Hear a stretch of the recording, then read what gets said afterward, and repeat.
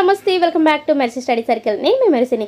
ఈరోజు చెప్పుకోబోయే టాపిక్ ఏంటంటే 6th క్లాస్ తెలుగు నుండి టోటల్ లెసన్ సంబంధించిన ఈచ్ అండ్ ఎవ్రీ పాయింట్ ఈ వీడియోలో అయితే ఇవ్వడం జరిగింది.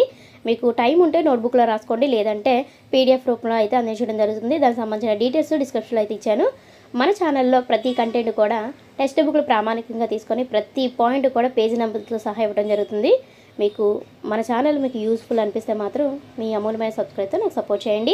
మీరు చేసే లైక్, కామెంట్, సబ్స్క్రైబ్ అనేవి నాకు చాలా విలువైనవండి. సో ప్లీజ్ సపోర్ట్ చేయండి. ఇంక లేట్ చేయకుండా టాపిక్లోకి అయితే వెళ్ళిపోదామా. పాఠం, ప్రక్రియ, ఇతివృత్తం, కవి లేదా రచయిత. వీటి గురించి చెప్పుకోవాలంటే మనం ఆల్రెడీ కవి పరిచయాలు కాకుండా ప్రక్రియ, ఇతివృత్తం కోర్సుతో నేర్చుకుందాము. అక్కడైతే ఇది ఇక్కడ కంప్లీట్ అయిపోతుంది. సో ఇక్కడ చెప్పుకోవడం కూడా మనకు టైం వేస్ట్ అవుతుంది కాబట్టి ఇదైతే నేను లీవ్ చేస్తున్నాను. పేజీ నెంబర్ 1 ఇక్కడ ప్రతిదీ కూడా పేజీ నెంబర్లో ఉంటుందండి. ఇక్కడ చూద్దాము. అమ్మ ఒడి పాఠం ఉద్దేశం: అమ్మ ప్రేమను, గొప్పతనాన్ని తెలియచేయటం. అమ్మ ఒడి పాఠ్యభాగ రచయిత బాడిగ వెంకట నరసింహరావు. కవి పరిచయం చూద్దాము. నెక్స్ట్, ఈయన కృష్ణా జిల్లాలోని కౌతరంలో జన్మించారు. బాలరసాలు, పాలబడి పాటలు, ఆవు హరిశ్చంద్ర, బాలతనం, చిన్నారి లోకం, పూలబాలలు, ఋతువాణి వంటి 17 పుస్తకాలు పిల్లల కోసం రాశారు. బాలబంధుగా ప్రసిద్ధి చెందారు. బాల సాహిత్యాన్ని ఉద్యమ స్ఫూర్తితో వ్యాప్తి చేయడం తన జీవిత ధ్యేయంగా బివి నరసింహరావు పెట్టుకున్నారు. వింజమూరి లక్ష్మీ నరసింహరావు రాసిన అనార్కలి నాటకంలో అనార్కలి పాత్ర ధరించి అనార్కలి నరసింహరావుగా ఖ్యాతి గడించారు. ప్రస్తుత పాఠ్యభాగం బాలబంధు బివి నరసింహరావు సంపూర్ణ రచనలో 2వ సంకలనంలోనిది. ఇది చాలా ఇంపార్టెంట్ అండి. నెక్స్ట్, జతపరచడం చూసుకున్నట్లయితే అమ్మ చెప్పే మంచి మాటలు ఎల్లప్పుడూ ఉపకరించే తెలివితేటలు. ఇక్కడ డైరెక్ట్గా ఆన్సర్ ఇచ్చేస్తున్నాను. అమ్మ పెదవులపై చిరునవ్వు నిరంతరం తెలివినిస్తుంది. దాన ధర్మాలకు నిలయాలు అమ్మ చల్లని చేతులు. క్రింది వానిలో సరైన అక్షరాలను ఖాళీల్లో ఉంచి పదాలను రాయండి. సో ఈ అక్షరాలను వీటిల్లో ఉంచమంటున్నారు. ఇవేంటంటే ఫస్ట్ ఇది బలపం, సెకండ్ వన్ కంఠం, థర్డ్ వన్ అరక, ఫోర్త్ వన్ ఆభరణం, ఫిఫ్త్ వన్ పతకం, సిక్స్త్ వన్ ఇంధనం, సెవెంత్ వన్ శతకం, ఎయిత్ వన్ సఫలం, నైన్త్ వన్ శంఖం, 10th వన్ ఢమరకం. ఇక్కడ చూసారా, ఈ అక్షరాలు మనం దీంట్లో ఉంచితే అవే పదాలు కనిపిస్తాయి మనం చెప్పుకున్నవి. నెక్స్ట్ చూసుకున్నట్లయితే కింది పదాలను చదవండి, తేడాను గమనించండి. సున్నాను ఉపయోగించి మరికొన్ని పదాలు రాయండి, చదవండి, ఉక్త లేఖనం రాయండి. ఇక చూడండి, కల కలం, పడగ పండగ, జల జలం. అంటే ఇక్కడ సున్నాను ఉపయోగించి ఈ అక్షరాలు అన్నమాట. జట ఎగ్జాంపుల్గా ఇచ్చారు: జంట, కడ, కండ, జయ, జయం, జగం, జంగం, గడ, గండం, వందన, వందనం. ఇక్కడ మనము ఇక్కడ ఎగ్జాంపుల్గా ఇచ్చారు కదా, మనం ఇప్పుడు రాయాలన్నమాట. అవసరమైన చోట సున్నాను చేర్చి సరైన పదాలను రాయండి అంటున్నారు. అదా అందం ఒక ఎగ్జాంపుల్గా ఇచ్చారు. నెక్స్ట్, దత దంతం, రఘ రంగం, సగ సగం, జగ జగం, అహ అహం, జయ జయం, ఆనద ఆనందం, ఇధన ఇంధనం, అగన అంగన, చదన చందనం. ఇవి కరెక్ట్ ఆన్సర్లు అండి. ఇక్కడ మీకు కింద ఆన్సర్స్ కూడా ఉన్నాయి, చూసుకోవచ్చు. నెక్స్ట్ చూసుకున్నట్లయితే క్రింది అక్షరాల్లో సున్నాను సరైన చోట ఉంచి పదాలను రాయండి. ఇవి కూడా సేమే. వమ్రా అని ఇచ్చారు, వరం. దడం అని ఇచ్చారు, దండ. చూడండి, రమ్న, రణం, జమ్న, జనం, ఘమ్మన, గమనం, పయనం, మండపం. సో ఇవి పెద్దగా అంటే అంత ఎక్స్ప్లెనేషన్ ఇవ్వక్కర్లేదు, పెద్దగా చదవక్కర్లేదు, మీకు ఆల్రెడీ తెలుసు కాబట్టి. ఇక్కడ చూద్దామండి. క్రింది పదాల్లో అక్షరాలను తేడాలను గమనించి చదవండి, రాయండి. అర్థాలను ఉపాధ్యాయులను అడిగి తెలుసుకోండి, ఉక్తలేఖనం రాయండి. కరం చేయి, ఖరం గాడిద, చలం కదిలేది, చలం నెపము వెనుదీయట, పతకం బహుమతిగా ఇచ్చే ఒక బిల్ల, పథకం వ్యూహం, లత తీగ, కథ కథ, పరం ఇతరం, ఫలం పండు. నెక్స్ట్, గజం ఏనుగు, ఘనం గొప్పది మేఘం, జనం ప్రజలు, ఝషం చేప, డంభం ప్రగల్భం, ఢంక పెద్ద డప్పు, దళం ఆకు సైన్య విభాగం, ధనం డబ్బు, బలపం పలకపై వ్రాసే సాధనం, భరతం భారతదేశం సంగతి. నెక్స్ట్ క్రింది అక్షరాలను క్రమపరిచి సరైన పదాలుగా రాయండి, చదవండి. రాక అరక. సో ఇక్కడ కొంచెం టైం వేస్ట్ అవుతుంది కాబట్టి ఇక్కడ క్లియర్గా ఇచ్చాను చూడండి. పడవ, నగరం, ఆనందం, కండరం అవే తిరిగేసి ఉన్నవి మనము సరైన పదాల్లోని అంటే క్రమపరిచి రాయమంటున్నారు.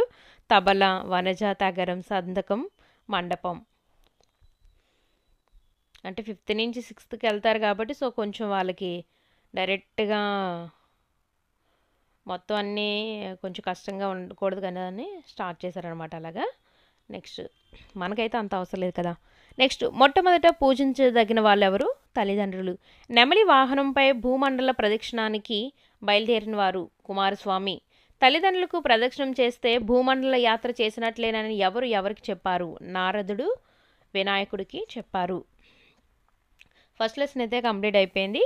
నెక్స్ట్ సెకండ్ లెసన్ చూద్దామా.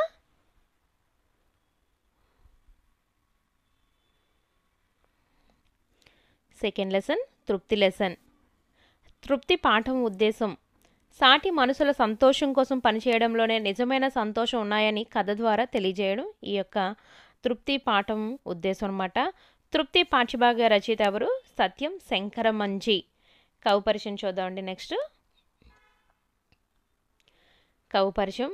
గుంటూరు జిల్లా అమరావతిలో జన్మించారు ఈయన. అమరావతి కథలు, కార్తీక దీపాలు, కథా సంపుటాలు, రేపటి దారి, సీత స్వగతాలు, ఆఖరి ప్రేమలేఖ, ఎడారిలో కలువ పువ్వులు మొదలైనవి నవలలు. మనం వీటికి సంబంధించిన కోడ్స్ కూడా పెట్టామండి కవిపరిచయాలకు సంబంధించి. అరహర మహాదేవ నాటకం, దిన వారపత్రికల్లో అనేక వ్యాసాలు రాశారు. 1979లో అమరావతి కథలకు రాష్ట్ర సాహిత్య అకాడమీ పురస్కారం అందుకున్నారు. ఈ పాఠం సత్యం శంకరమంచి రాసిన అమరావతి కథల్లోనిది. నెక్స్ట్ తృప్తి పాఠంలో అందరూ బావగాడని పిలిచే పాత్ర పేరేంటి? పూర్ణయ్య.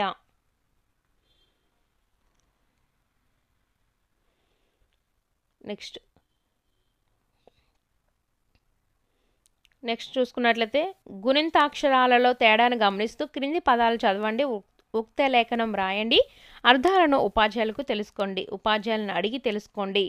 ఇక్కడ ఏంటంటే కలం, కాలం, చలి, చావిడి, టముకు, టామి, తడి, తాడి. సో వీటి యొక్క అర్థాలు అయితే చూద్దాము. కలం పెన్ను, కాలం సమయం, చలి శీతలం, చావిడి పెద్ద గది, టముకు చాటింపు, టామి సంతోషం తీవ్రమైన, తడి చెమ్మ, తాడి తాళవృక్షం, పదం శబ్దం, పాదం. నెక్స్ట్ పాదం చరణం, అడుగు భాగం, కాలు, కిటికీ గవాక్షం, కీటకం చిన్న పురుగు, చిరాకు విసుగు, చీర స్త్రీలు ధరించే వస్త్రం లేదా కోక, టింకు తెలివైనవాడు, టీకా వ్యాధి నిరోధకత పెంచే మందు లేదా వ్యాక్సిన్. రిమైనింగ్ కూడా చూద్దాము. తిను ఆరగించు, తీరం దరి, పిత తండ్రి, పీత ఎండ్రకాయ, కుదురు స్థిరం, చెట్టు, కూతురు కుమార్తె, చురుకు ఉత్తేజం, చూరు పెనక, టుంగు తూగు, ధ్వన్య అనుకరణం, ఊగు. నెక్స్ట్ పదం చూసుకున్నట్లయితే టూరు ప్రయాణం, తుల సాటి, తూము గొట్టం, పురి నగరం, పూరి అల్పాహారంగా తీసుకునేది, గోధుమ పిండితో చేసేది. నెక్స్ట్ చూద్దాము. సో ప్రతిదీ కూడా చూడండి పేజీ నెంబర్లతో ఉంటుంది. ఇక్కడ కూడా ఎక్కువగా గుణింతాక్షరాలతో తేడాను గమనిస్తూ చదవండి, అర్థాలను ఉపాధ్యాయులను అడిగి తెలుసుకోండి, ఉక్త లేఖనం రాయండి అంటున్నారు. సో డైరెక్ట్గా ఇవన్నీ చదవకుండా వీటి యొక్క అర్థాలు అయితే చూద్దాము. ఎందుకంటే ఇక్కడ గది అని ఉంది, ఇక్కడ చూడండి అలా మీకు పదం ఉండి దాని యొక్క అర్థం కూడా ఉంటుంది కాబట్టి ఇక్కడ చదవనవసరం లేదు. నెక్స్ట్కి వెళ్ళిపోదాము.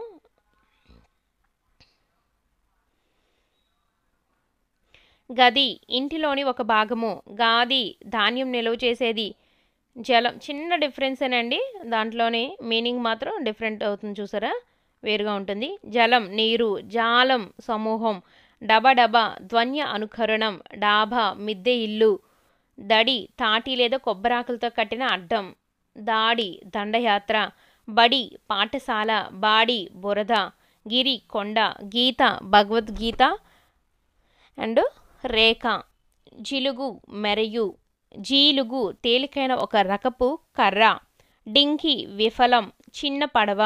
నెక్స్ట్ డీలా నిరాశ. స్లోగా చెప్తున్నానా ఫాస్ట్గా వెళ్ళిపోతున్నానా కొంచెం కామెంట్ చేయండి, నెక్స్ట్ వీడియోలో అయితే రెక్టిఫై చేసుకుంటాను. నెక్స్ట్ దిన రోజు, దీన దైన్య, బిరబిర తొందరగా, బీర ఒక రకపు కూరగాయ, గుడి దేవాలయం, గూడు కులాయము, జులుం ఇతరులను ఇబ్బంది పెట్టే బల ప్రదర్శన లేదా హింసించడం, జూలు కేసరము, బుడుగు చిన్నవాడు, గూడూరు ఒక ఊరు, పక్షి గూళ్ళు ఎక్కువ కలది, దుడుకు తొందర, దూకుడు తొందరపాటు. నెక్స్ట్ బురద బాడి, బూర బాక, గృహం ఇల్లు, విజృంభణ చెలరేగడం, కృపానం కత్తి, దృఢం దట్టమైన. నెక్స్ట్ పుష్టి బృందం సమూహం.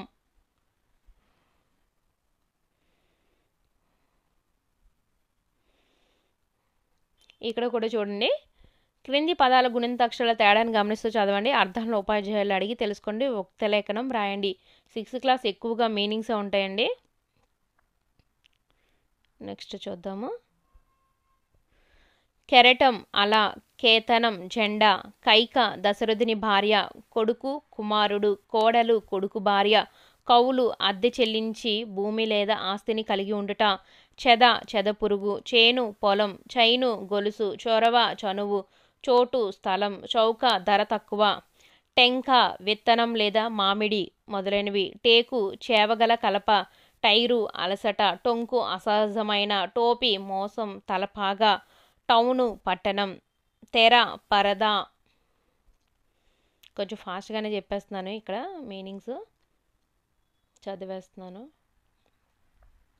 తేరు రథం, తైలం నూనె, తొన భాగం ముక్క, తోట వనము, తౌడు మెత్తని చిట్టు, పెరుగు దది, పేరు నామము, పైరు పంట, పొర పై చర్మం, పోరు యుద్ధం, పౌడరు పిండి, గెల గుచ్చము, గేదె బర్రె, గైడు మార్గదర్శి, గొడవ తగాద, గోడ రాతి నిర్మాణం, గౌను బాలికలు ధరించే వస్త్రము, జెముడు చెమ్ముడు, జేబు చొక్కాయి సంచి, జైలు కారాగారం, జొంపు ఉత్సవము, జోల లాలి, జాకు బురద.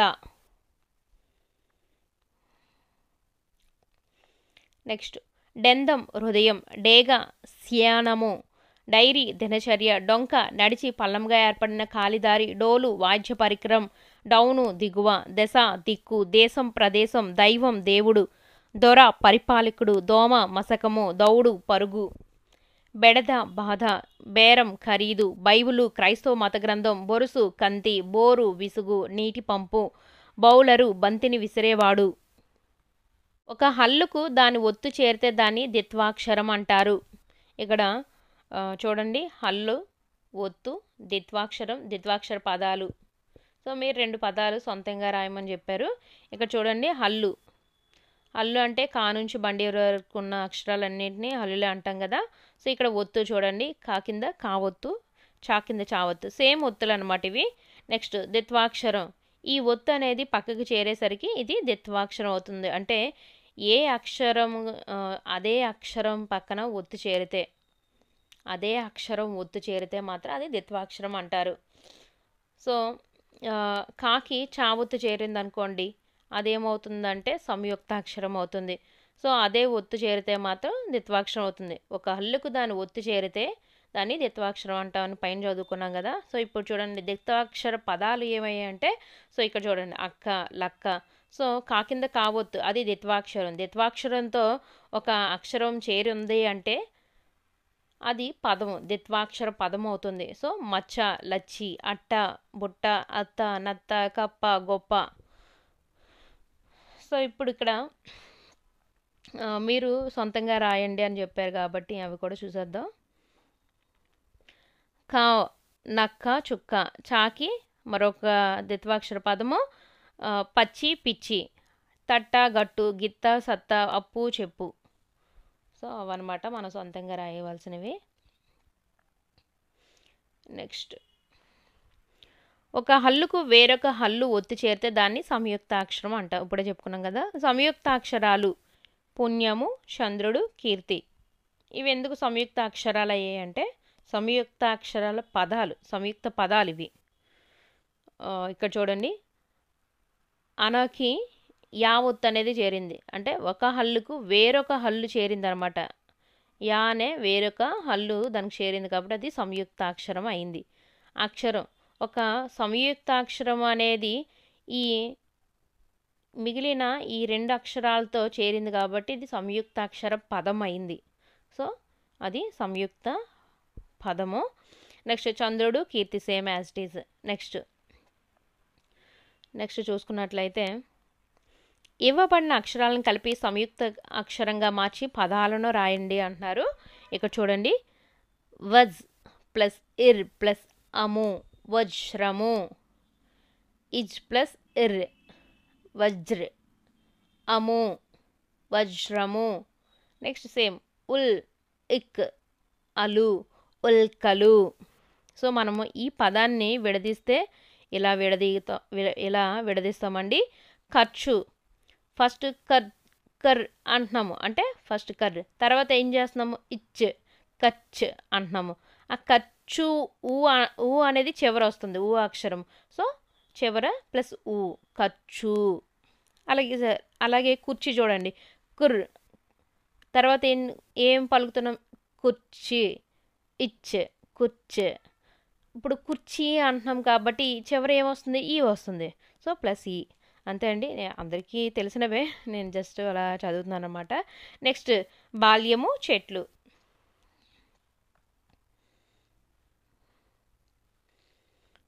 నెక్స్ట్ 2 ఒత్తుల పదము చూడండి, 2 ఒత్తుల పదం ఇక్కడ చేరింది. వస్త్రము 2 ఒత్తులు ఉన్నాయి, సా కింద రావొత్తు ఉంది, అలాగే తావొత్తు ఉంది, వస్త్రము.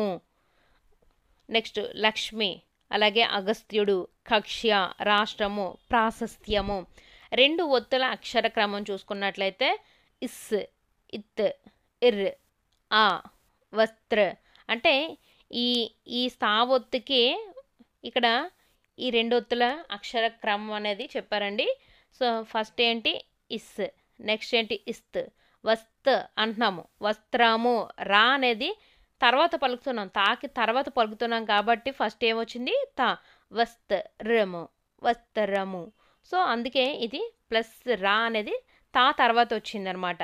సో ఇక్కడ మనకి ఫస్ట్ ఇలా ఉంది కదా, సో ఇది ఫస్ట్ వస్తుంది, ఇస్ ప్లస్ ఇర్ ప్లస్ అనుకోవద్దు. ఇక్కడ ఫస్ట్ మనం చదివే ప్రొనౌన్స్ని బట్టి మనము ఈ క్రమం అనేది రాయాలి. సో మీకు అన్నీ తెలిసినవే, జస్ట్ నేను ఎక్స్ప్లెనేషన్ అనేది చిన్నది ఇస్తున్నాను అంతే. నెక్స్ట్ చూసుకున్నట్లయితే మొదట పలికే రాసే అక్షరం మిగిలిన ఒత్తులు. సో ఇక్కడ నేను ఏదైతే చెప్పానో అదే అనమాట. 2 ఒత్తులు ఉన్న అక్షరం ఏంటి ఇస్త్, మనం ఆల్రెడీ చెప్పేసుకున్నాం. ఇక్కడ ఇలా రౌండ్ ఆఫ్ చేశాను కదా 2 ఒత్తులు ఉన్న అక్షరం ఏంటనేది. సో అదే ఇక్కడ ఇంకా ఎక్స్ప్లెనేషన్ అయితే ఏం లేదు. అక్కడ ఆన్సర్లు కూడా చూడండి, ఇక్కడ ఆన్సర్స్ అయితే క్లియర్గా ఇచ్చున్నాము. శ్రీకృష్ణుడి స్నేహితుడు ఎవరు? కుశేలుడు. కుశేలుడు శ్రీకృష్ణుని వద్దకు ఏం తీసుకొని బయలుదేరాడు? పిడికెడు అటుకులు. ఇక్కడతో సెకండ్ లెసన్ అయితే కంప్లీట్ అయిపోయింది. నెక్స్ట్ థర్డ్ లెసన్ మా కొద్ది తెల్లదొరతనం. నెక్స్ట్ మా కొద్ది తెల్లదొరతనం పాఠం ఉద్దేశం ఏంటంటే స్వాతంత్ర్యం కోసం ఆనాటి ప్రజలు ఆంగ్లేయుల పాలనకు వ్యతిరేకంగా చేసిన ఉద్యమం. మా కొద్ది తెల్లదొరతనం పాఠ్యభాగ రచయిత ఎవరంటే గరిమెల్ల సత్యనారాయణ. ఈయన యొక్క కవి పరిచయం చూద్దాము.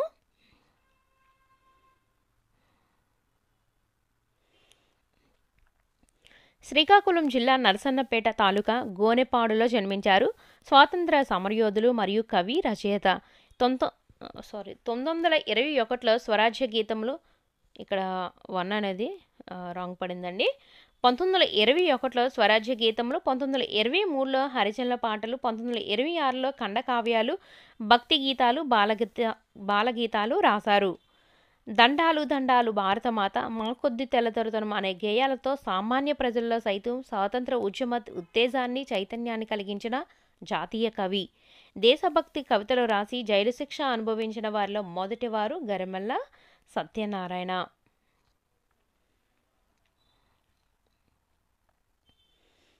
ఇక చూడండి పోయం ఇచ్చారు, దానికి క్వశ్చన్స్ కూడా ఇచ్చారు, అవి కూడా ఆన్సర్లు చూద్దాము. ఏమి మహిమంబు గలదో నీ నామందు, బాపు అని పేరు వీనులబడిన ఎంత నిలువనను నాదు మేనెల్ల పులకరించు, జల్లుమని నాదు హృదయంబు జలధరించు సారస్వత ప్రపంచమంబు నందు గాంధీ అనియడి వర్ణయుగంబు తోడ సాటివచ్చుడు వేరొక్క మాట గలదే. ఎవరు చెప్పారన్నమాట? నాలం కృష్ణారావు గారు రాశారనమాట. సో దీని యొక్క క్వశ్చన్లో ఆన్సర్లు చూద్దాము. ఎవరి నామం వినడం వలన మేను పులకరిస్తుందని కవి అంటున్నారు? బాపు, గాంధీ గారి నామం. ఈ కవిత ఎవరిని గురించి తెలుపుతుంది? గాంధీ గారి గురించి. ఈ కవితలో అక్షరాల జంట అని అర్థం వచ్చే పదబంధం ఏది? అక్షరాల జంట వర్ణయుగంబు. పై కవిత ఆధారంగా ఒక ప్రశ్న తయారు చేయండి. హృదయం ఏమని జలధరించింది? సో ఏ టు జెడ్ అన్నీ వేస్తున్నానండి, చూడండి. నెక్స్ట్ గీత గీసిన పదాలకు అర్థాలు రాయండి. విదేశీయుల దొరతనంలో స్వేచ్ఛ ఉండదు. దొరతనం అంటే పాలన. శ్రీరాముని పాలనలో అయోధ్య ప్రజలు సుఖశాంతులతో వర్ధిల్లారు అంటే ఒక సొంత వాక్యం రాయమన్నారు. సో అది ఆల్రెడీ టెక్స్ట్ బుక్లో ఇచ్చిన ఎగ్జాంపుల్ ఏనండి. నెక్స్ట్ చూద్దాం. కూడు లేని పేదలను ఆదరించాలి. కూడు అన్నం. సొంత లాభం సొంతైన మానుకొని పొరుగువారికి తోడ్పడాలి. లాభం ప్రాప్తి ప్రయోజనం. ఇక్కడ కొంతైనా కానీ టెక్స్ట్ బుక్లో ఎలా ఉందో యాజ్ ఇట్ ఈస్ అలా ఇచ్చేసాను. ముల్లే ధనం. క్రింది వాక్యాల్లో సమానార్థక పదాలు లేదా పర్యాయ పదాలు గుర్తించి రాయండి. చేటు కలిగించే పనులు చేయకూడదు, అవి జీవితానికి ఎంతో కీడు చేస్తాయి. చేటు కీడు. విజయనగర రాజులు కృష్ణదేవరాయలు ఆ ప్రభు తెలుగు భాషను ఎంతగానో ఆదరించాడు. రాజు ప్రభువు. ఇక్కడ చూడండి ఆన్సర్లు అయితే ఇలా ఇచ్చాను. అధికారం కోసం పోరాటం, ఆస్తుల కోసం యుద్ధం చేయడం మంచిది కాదు. పోరాటం, యుద్ధం అనేది సమానార్థక పదమే. నెక్స్ట్ చూద్దాము. క్రింది పదాలను సరైన వ్యతిరేకార్థక పదాలతో జతపరచండి. కావాలి వద్దు, మంచి చెడు, వింటాడు వినడు. నెక్స్ట్ మోస్ట్ ఇంపార్టెంట్ అండి, ఇవి ఎగ్జామ్లో ఎక్కువగా అడిగేవి. తెలుగు భాషలో 56 అక్షరాలు ఉన్నాయి. ఇవి అచ్చులు, హల్లులు, ఉభయాక్షరాలని 3. చూడండి. ఆటు అవు వరకు ఇవి అచ్చులు అనమాట, 16 ఉంటాయి. నెక్స్ట్ కా నుంచి హా వరకు 37 హల్లులు. 0, అరసున్న, విసర్గ ఇవి 3 ఉభయాక్షరాలు. వీటి గురించి నేను క్లియర్గా అయితే వర్ణమాలన ఒక పార్ట్ 1 పార్ట్ 2 కింద కూడా చేశాను. అవి చాలా ఇంపార్టెంట్. కోడ్స్తో కూడా చేశాను, బాగా గుర్తుంటాయి. వీడియో డిస్క్రిప్షన్లో లింక్ ఇస్తాను, చూడండి. నెక్స్ట్ అచ్చుల విభాగం. ఒక మాత్ర కాలంలో ఉచ్చరించే అక్షరాలు ఇవి. ఆ, ఈ, ఉ, రు, రు, ఏ, ఓ. జస్ట్ ఒక మాత్ర కాలంలో. వీటిని రశ్వాలు అంటారు, అరశ్వాలు. 2 మాత్రా కాలంలో ఉచ్చరించే అక్షరాలు ఇవి దీర్ఘం తీస్తాం అనమాట, దీర్ఘాలు. ఈ, ఊ అలా దీర్ఘాలు తీస్తాం కాబట్టి 2 మాత్రల కాలంలో ఉచ్చరించే అక్షరాలు. 2 మాత్ర అంటే సెకండ్, 1 సెకండ్ కాలంలో ఉచ్చరించే అక్షరాలు అన్నమాట. నెక్స్ట్ హల్లులు విభాగం. కా నుండి మా వరకు గల అక్షరాలను 5 వర్గాలుగా విభజించవచ్చు. నేను క్లియర్గా చెప్పానండి. ఇవి వర్ణమాల అయితే ఖచ్చితంగా చూడండి. వీడియో లింక్ అయితే డిస్క్రిప్షన్లో ఇస్తాను. కా, ఖ, ఘ, ఘ, జ్ఞ.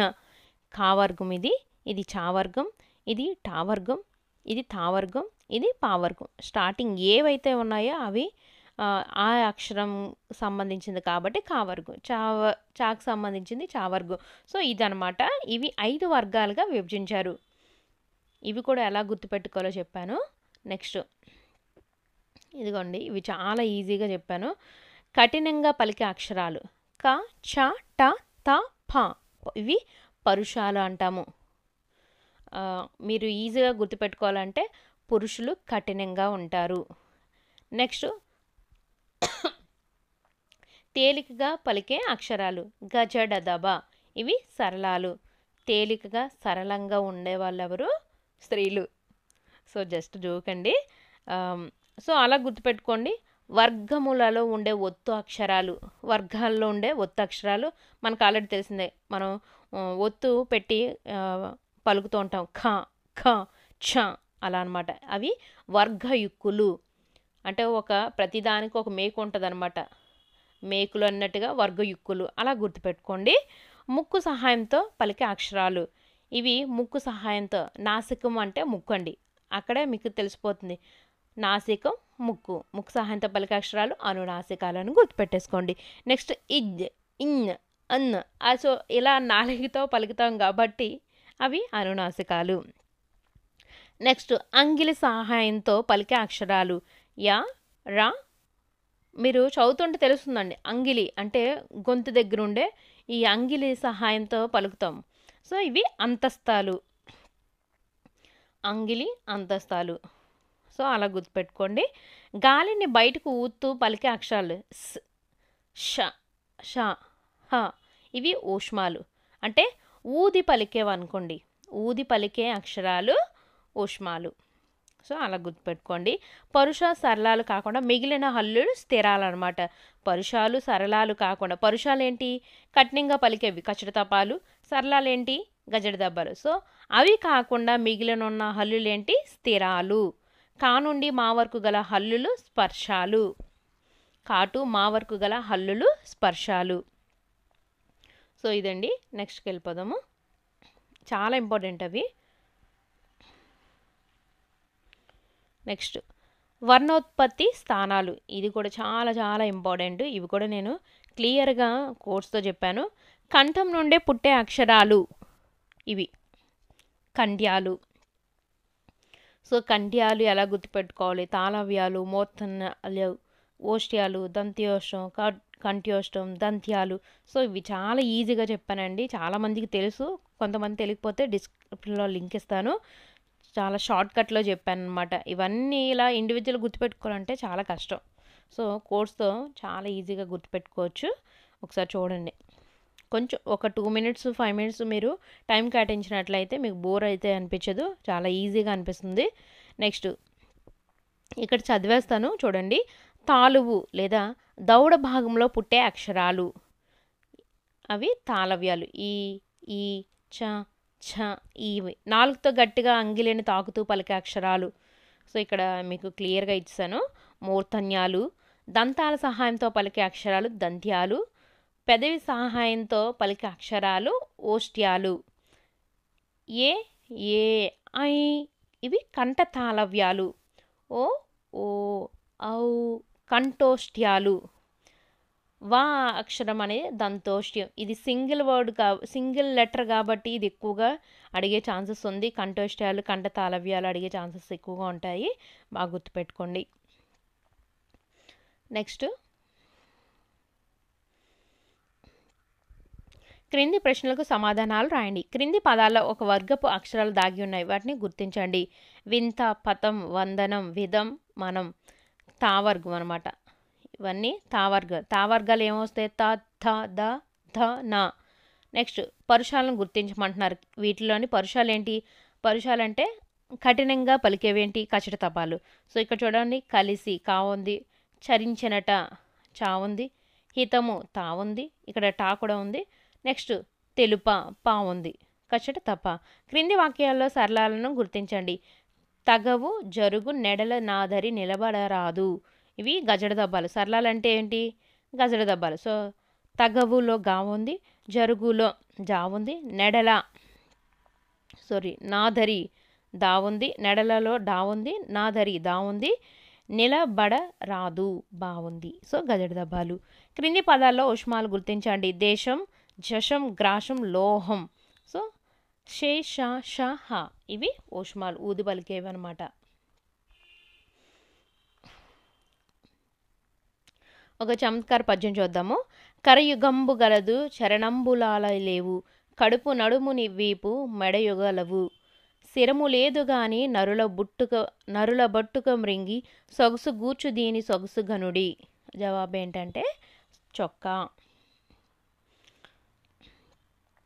నెక్స్ట్ ఈ దేశం నాకేమిచ్చింది అని బాధపడడం కన్నా దేశానికి నేనేం చేయగలుగుతున్నాను అని ఆలోచించేవాడే నిజమైన దేశభక్తుడు. ఇలా ఎవరన్నారంటే గాంధీ గారు అన్నారు. ఆఖరికి జైల్లో ఉన్న సమయంలో కూడా ఖచ్చితమైన సమయపాలన చేసేవారు ఎవరు? గాంధీజీ గారు. సమయపాలన అనే పాఠ్యాంశం దేని నుండి గ్రహించారు? జీవన విద్య. గాంధీ గారు ఏ సమావేశానికైనా సైకిల్ మీద సమయానికి వెళ్ళేవాడు. విలువైన గడియారం ధరించి సమయపాలన చేయకపోవడం కంటే సమయపాలన కోసం గడియారాన్ని మర్చిపోయినా పర్వాలేదని గాంధీ గారు ఆలోచించేవారు. చాలా బాగుంది కదా. నెక్స్ట్ దక్షిణాఫ్రికాలో ఉన్నప్పుడు గాంధీ గారు పళ్ళు తోముకునే సమయాన్ని వృధా చేయకుండా ఉండేందుకు గోడ మీద భగవద్గీత శ్లోకాలను రాసి చదివేవారు. చూసారా, ఆయన పళ్ళు తోముకునే సమయాన్ని కూడా అసలు వేస్ట్ చేసేవారు కాదు.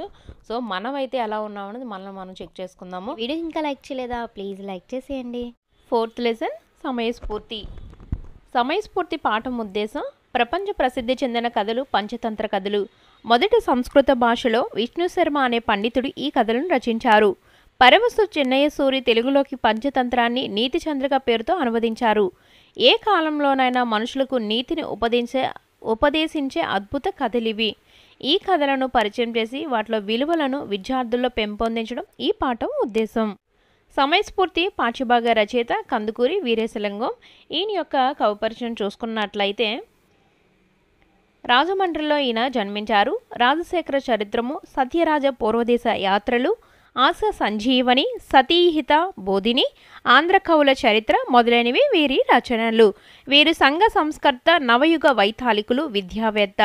గద్య తిక్కన ఈయన బిరుదు. ఈ పాఠానికి మూలం కందుకూరి వీరేశలింగం అనువదించిన పంచతంత్ర కథల్లోని విగ్రహం అనే భాగంలోని కథ. చూసుకున్నట్లయితే పంచవటం అనగా 5 చెట్ల సమూహము.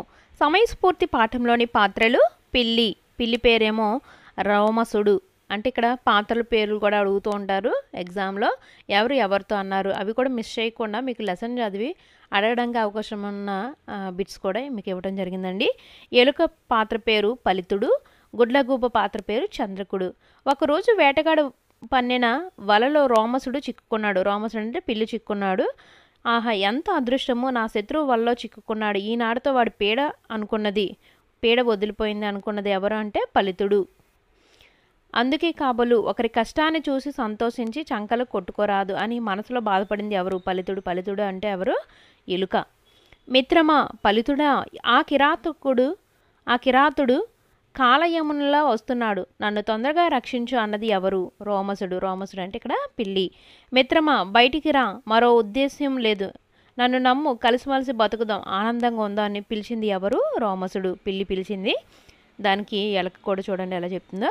మిత్రమా చాలా సంతోషం, ఇందాక అవసరం ఇద్దరిది, జాతి లక్షణం కాదనలేని వైరి లక్షణం, బయటకు వచ్చాననుకో నాకు ప్రాణగండం తప్పదని తెలుసు అన్నది ఎవరు? పలితుడు. పలితుడు అంటే ఎలుక.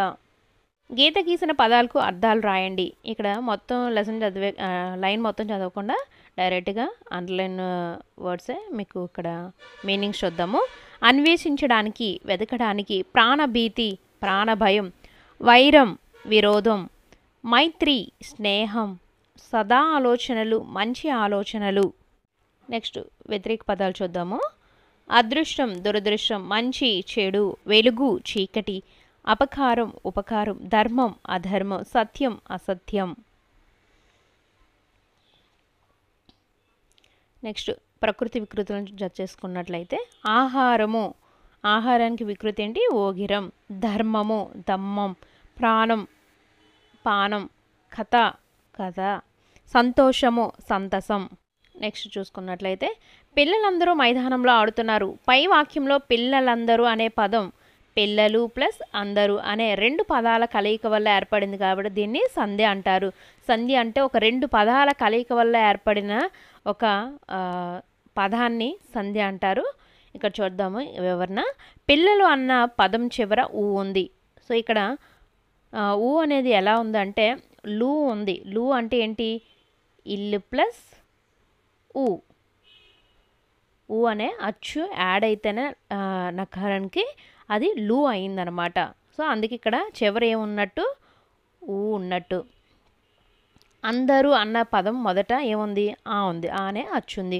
2 పదాలు కలిసినప్పుడు ఊ ప్లస్ ఆ అన్న 2 అచ్చులకు బదులు ఆ ఒక్కటే వచ్చింది. ఇటువంటి మార్పును సంధి అంటారు. సో ఇక్కడ వివరణ అర్థమైంది అనుకుంటున్నాను. నెక్స్ట్, సంధి జరిగే సమయంలో మొదటి పదం చివరి అచ్చు పోతుంది, రెండవ పదంలో మొదటి అచ్చు మిగులుతుంది. ఇక్కడ సంధి జరిగే సమయంలో అంటే పిల్లలు ప్లస్ అందరూ ఈ సంధి జరిగే సమయంలో ఏమవుతుందంటే ఈ మొదటి పదం చివర ఉన్న అచ్చు పోతుంది. చివరి అచ్చు ఏంటి? ఊ కదా, చివరచ్చు ఊ కాబట్టి పిల్లలు ఊ వచ్చిందా, మొదటి పదం చివరేంటి? ఊ వచ్చింది. ఆ ఊ అనే అచ్చు పోతుంది. ఎప్పుడు? సంధి జరిగే సమయంలో, అంటే రెండవ పదంలో మొదటి అచ్చు అనేది మిగులుతుంది. ఈ అచ్చు అనేది మిగులుతుంది. చూడండి, పిల్లలందరూ లా దగ్గర ఇల్ ప్లస్ ఆ వచ్చింది, ఇల్. అదే లు అయితే ఇల్ ప్లస్ ఊ వస్తుంది. ఇక్కడ పిల్లలందరూ లా అంటే లాలోని ఆ కూడా ఉంటుంది, ఇల్ ప్లస్ ఆ యాడ్ అయితేనే లా అనేది వస్తుంది, అక్షరం అనేది వస్తుంది. సో పిల్లలందరూ, సో అచ్చు మాత్రం మిగిలింది, మొదటి చివరి అచ్చు మాత్రం పోయింది. ఈ పిల్లలు అనే పదంలోని చివరి అచ్చు అనే ఊ అనే అచ్చు పోయి ఏం మిగిలింది? రెండవ పదంలోనే అచ్చు మాత్రం మిగులుతుంది, అందే పిల్లలందరూ అయింది. సో నెక్స్ట్, రెండు తెలుగు పదాల మధ్య జరిగే ఈ సందులను తెలుగు సందులు అంటారు. రాముడు ప్లస్ అతడు, రాముడు అతడు. సేమ్ ఇందాకలాగే మొదటి పదం చివరి అచ్చు ఏంటి? ఊ. రెండవ పదంలోని అచ్చు ఆ. ఈ సంధి జరిగే సమయంలో ఏమైంది? ఈ ఊ అనే అచ్చు పోయింది, ఆ అనే అచ్చు మిగిలింది. రాముడు అతడు, డా ఇడ్ ప్లస్ ఆ ఏమైంది? డా అయింది, రాముడు అతడు. నెక్స్ట్ ఇందులో రాముడు మొదటి పదం, అతడు రెండవ పదం. మొదటి పదమైన రాములను చివరి ఉకారం పోయి రెండవ పదంలోనే అకారం మిగిలింది. ఇప్పుడు చెప్పుకున్నాం కదా, ఈ ఊ అనే అకారం పోయి రెండవ పదంలోనే ఆ అనే అకారం మిగిలింది. అప్పుడే రాముడు అతడు అయింది. రాముడు ప్లస్ అతడు, రాముడు అతడు అనే రూపం ఏర్పడింది. క్రింది పదాలను విడదీయండి. వాడెక్కడ, వాడు ప్లస్ ఎక్కడ. వీటిని మనం ఎక్స్ప్లెనేషన్ అయితే ఇవ్వవసరం లేదు కదా, ఎందుకంటే మీకు అందరికీ తెలిసిన విషయమే. మనమందరము, మనము ప్లస్ అందరము. ఎవరిక్కడ, ఎవరు ప్లస్ ఇక్కడ. వారందరూ, వారు ప్లస్ అందరూ. మహనీయులందరో, మహనీయులు ప్లస్ ఎందరో ప్లస్ ఓ. కొన్ని పదాలనిచ్చి వాటి మార్పును చర్చించమంటున్నారు. ఉదాహరణ చూసుకున్నట్లయితే ముసలివాళ్ళు ప్లస్ అందరూ. ఇక్కడ చూడండి, ఈ లూకి మనము దాన్ని ఎలా డివైడ్ చేస్తామంటే ఇల్ ఊ లు. ఆ అనేది సెకండ్ పదంలో మొదటి వచ్చేంటి ఆ ఉంది. సో ఎల్, ముసలి వాళ్ళు అందరూ. అలాగే అది ఎగ్జాంపుల్ ఇచ్చారు, మిగిలిన చూద్దాము. వీళ్ళు ప్లస్ అందరూ, వీళ్ళందరూ. దాంట్లో చూడండి ఎల్ ప్లస్ ఊ. ఇక్కడ చూడండి లూ. అందరిలో మొదటి అచ్చు ఆ, లా. సో నెక్స్ట్ ఇల్లు ఉంది, ఇది సెకండ్లోని ఊ అనే అకారము, నెక్స్ట్ ఉకారము ఇల్, ఇల్లు లు కాబట్టి ఇల్లు ప్లస్ ఊ అనేది వస్తుంది, ఉకారం అనేది వస్తుంది.